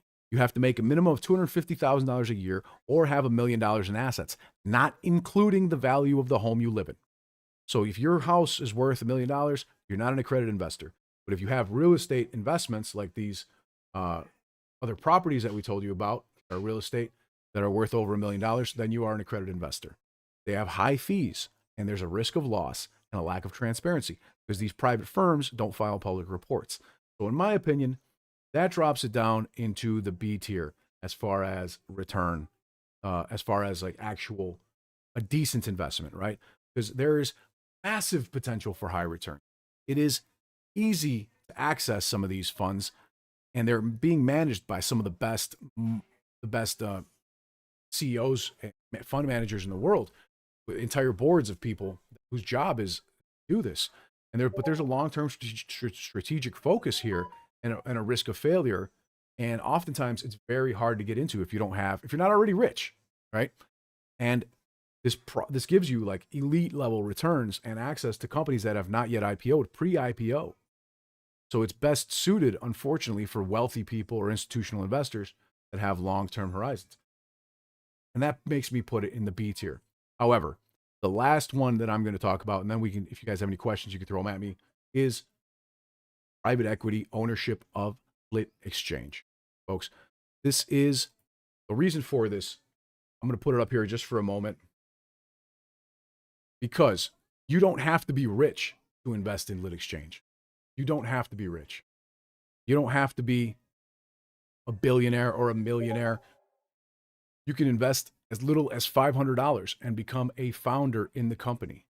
It is your opportunity and the only opportunity in the history of the world for non-accredited investors. That means everyday regular people. You don't have to be filthy rich. You don't even have to be slightly rich.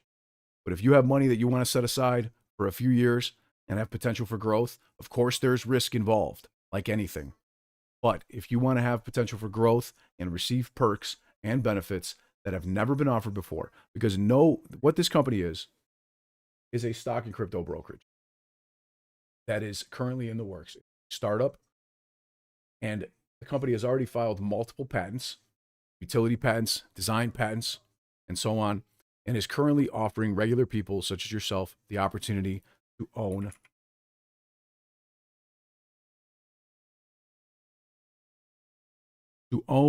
equity shares and receive perks and benefits in the company.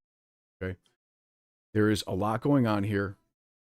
There is potential for you to be able to do your own due diligence with swarm and automated artificial intelligence. This has never been done before. The company is going to be automatically routing orders to lit markets. That means avoiding dark pools, avoiding market manipulation, avoiding a lot of those payment for order flow pitfalls that you have with Robinhood and Charles Schwab and Webull and such. You notice you're trading on Public or you're trading on E-Trade and you're getting terrible price fills. That's because they're selling your orders at a big premium to wholesalers. And there's a reason that Elon Musk says, I want to be clear, I do not respect the SEC. Because guys like this, Vlad Tenev of Robinhood, sell your order for a ton of money to firms like Citadel, like Virtue, in exchange for cash, because they want to be able to front run your trades, and they make a ton of money off of that. You don't. You end up losing most. They don't care. They do not have your best interest at heart. But a company like Lit Exchange, this upcoming stock and crypto brokerage, which is scheduled to launch in 2026, is offering you the opportunity to actually own part of the company. Now, notice the Securities Exchange Commission sued Robinhood for $65 million, and they found that you lost over $34 million more due to their, quote, commission-free markups. Because there's nothing in life that's free, not even Robinhood trading. So you trade there, they just charge you hidden fees. That means when you buy something, it's more expensive. When you sell something, you get more money for it. So much so that the SEC found that even if they would have charged you a commission on top of the commission charges, you lost $34 million more than if you had just paid that commission only through Robinhood. So that's why dark pools and payment for order flow are often used to manipulate stock prices and maximize profits for these brokerages. These market makers can do that because they're using your orders to front run your trades. They're creating synthetic shares and artificially diluting good companies like Tesla, like GameStop, you name it. The market manipulation is rampant. And this ensures that the market manipulators make profit and you lose money. This is 100% legal. Sadly, it's 100% legal, but it's not necessary and it's not required. No broker has to allow or accept payment for order flow. They just want to. So as you can see here, so far, Lit Exchange has raised over $1.1 million, and you can invest now for as little as $500 if you want to stash away some company. It's the first company to reinvent stock brokerage as the viable competitor to smart money brokers. The company is poised to disrupt the status quo of the entire financial industry that is $3.6 trillion per year. Okay. My partner and I have over 40 years experience collectively building and scaling companies in IT, software, logistics, distribution, and software as a service. You're going to save money from these hidden markups from these hidden fees and the market manipulation by avoiding the payment for order flow from these dark pools, folks. And thousands of people have already enrolled in into our waitlist in anticipation of launch in order to be able to transfer in their assets and buy stocks and crypto on Lit Exchange and bring their thrift savings plans and their IRAs, their Roth IRAs, their 401ks, etc., into the company.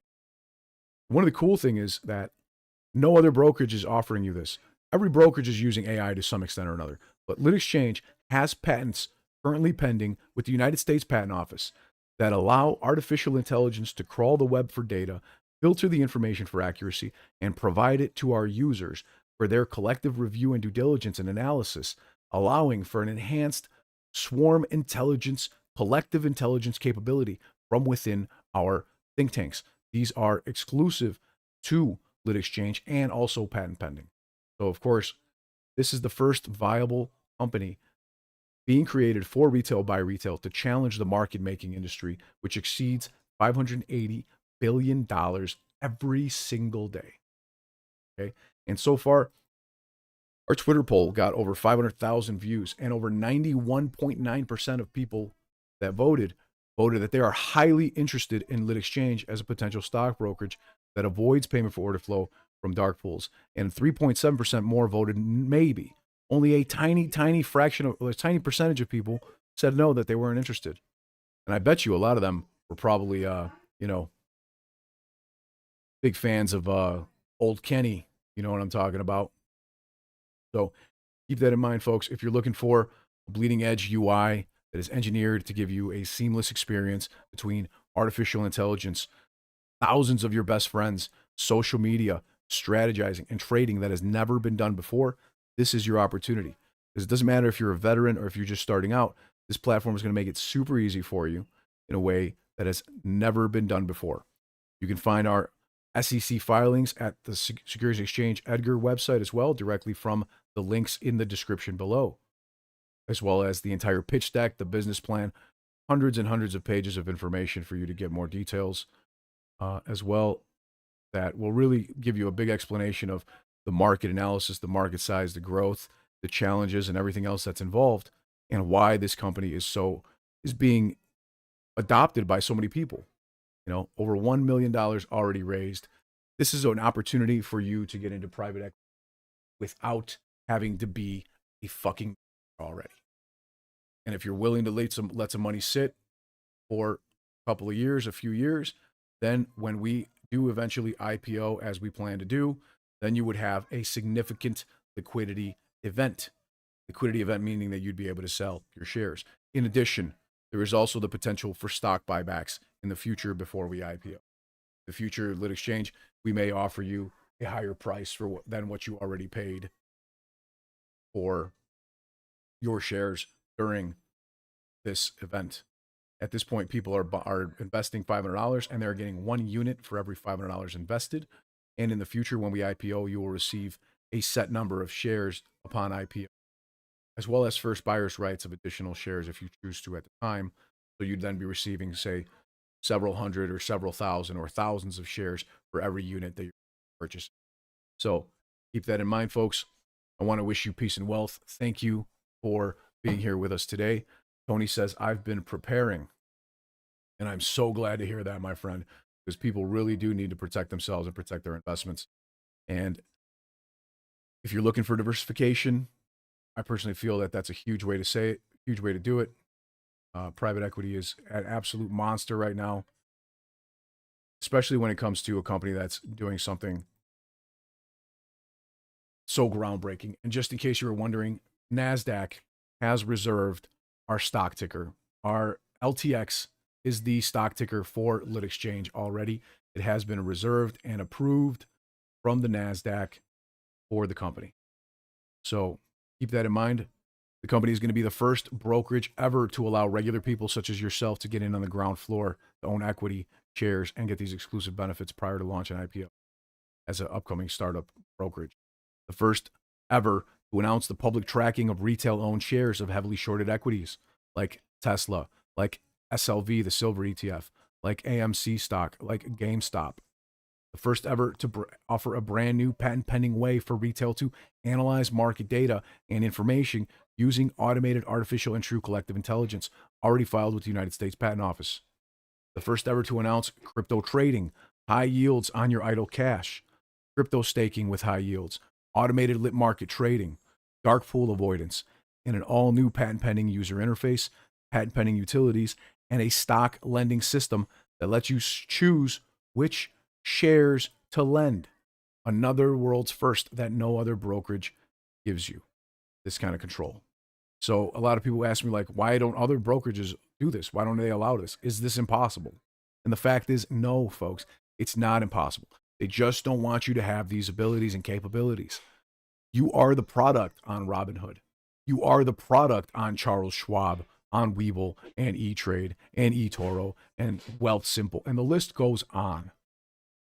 The market makers are their customers, and they are buying you and buying your orders from your brokerage. This is called payment for order flow. And again, they do this to front run your trades, to combine your shares with many others and process them in their own dark pools, to fail to deliver if they don't have enough shares. That creates synthetic shares and artificially dilutes the company. Purposely creating more shares that actually exists allows them to manipulate the price of that stock and prevents proper price improvement. That means that the price of the stock that you're buying and selling is not moving as it's supposed to. That maximizes their profits when they're shorting or going long, as they're taking the opposite side of the trade of you. And again, this is all legal, but it's not a requirement. No brokerage is required to sell your orders to a dark pool. They just want to maximize their profits. So again, Founders Program is scheduled to close February 5th. We can close it early at any time at our discretion.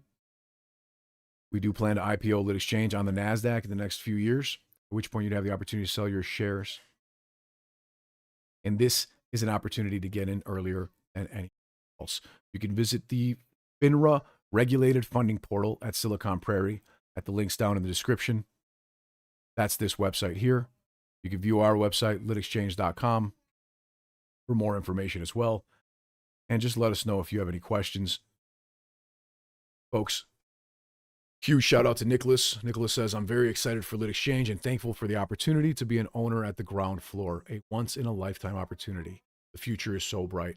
Cheers, my friend. And it is a absolute pleasure to be your partner in the company. Thank you for joining us and becoming an owner. Ladies and gentlemen, I wish you peace and wealth. Hope you have a beautiful weekend, beautiful rest of your day. Learn something from this super long video. Share this long form content with your friends. I think you guys will be pleasantly surprised that they're going to thank you for sharing them with so much information. We're going to do this. I'm going to have an editor cut this down into a more digestible, shorter video.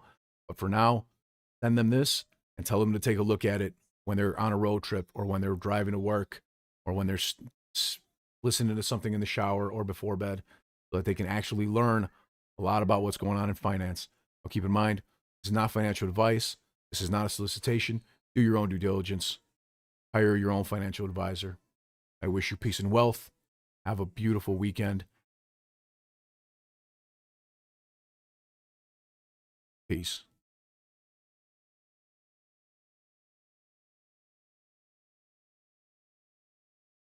Thank you, Nicholas, Frank, Gilo, Tony, 007, Terry, Bajos. Ladies and gentlemen, you have been awesome. Thank you for being here with us. I really appreciate you guys. Karina, Paul, and Wolfie, David, Everlong, Lisa, you guys are incredible. Thank you so much, Cody, and everybody else. And a huge shout out, big thanks to every single Lit Exchange founder. I could not be more excited for this. I could not be more proud of doing this together with you. We have an opportunity here to do something that nobody has ever done before. And I'm going to do everything to make sure that we succeed in changing financial markets for the better. Because every single share, every 100 shares, every 1,000 shares, every million, every billion shares that we pull out of dark pools, that we take away from Citadel and Virtue, that we process directly on lit markets like the NASDAQ stock market, like the New York Stock Exchange stock market, is going to have positive price improvement for your equities, is going to prevent manipulation of your shares, of your trades, of your companies. Stories like what happened with Toys R Us and Blockbuster and Radio Shack and Circuit City are going to be a thing of the past. No longer will these companies that are out there trying to provide entertainment and cancer research and pharmaceutical goods and helping people going to be constantly squashed by market manipulation. They're going to be able to continue to do what they need to do to raise capital and to succeed on the stock market without having to worry about constantly being front run and being spoofed and being naked shorted due to this manipulation. Every single share matters. And every fraction of a percentage of volume that we take away from these dark pools, from these wholesalers, is going to increase the fairness in our markets, increase the transparency in our markets, increase the amount of money that you and your kids and your great-great-great-grandkids are going to be able to make in stocks and 401ks and in their pension and in your thrift savings plan and in your IRA and in your Roth and in your ETF and all these other index funds. You, my friends, are literally changing the world with your investment in Lit Exchange right now. I cannot stress that enough. Is there risk involved? Sure, I'm legally obligated to say that. Do I have any concerns? Not at all. I've invested tons of my own money into the company. I'm talking tons and tons of my own money. And I did it because I've known that even though we've got over 4 years already, we are at the precipice of launch here in 2026. This is what we've worked for these last 4 years. Not because we don't do it because it's easy, but we do it because it's hard and because it's worth it. And instead of going the easy way out like some of these other exchanges and just launching and then getting shut down in a year or two by the Securities Exchange Commission, we are doing it slowly and doing it properly to ensure that we meet all proper regulations, to make sure that we launch with all proper licenses, and that you have the opportunity to succeed, to profit, to thrive, to become filthy fucking rich. Cheers, my friends. Have a great fucking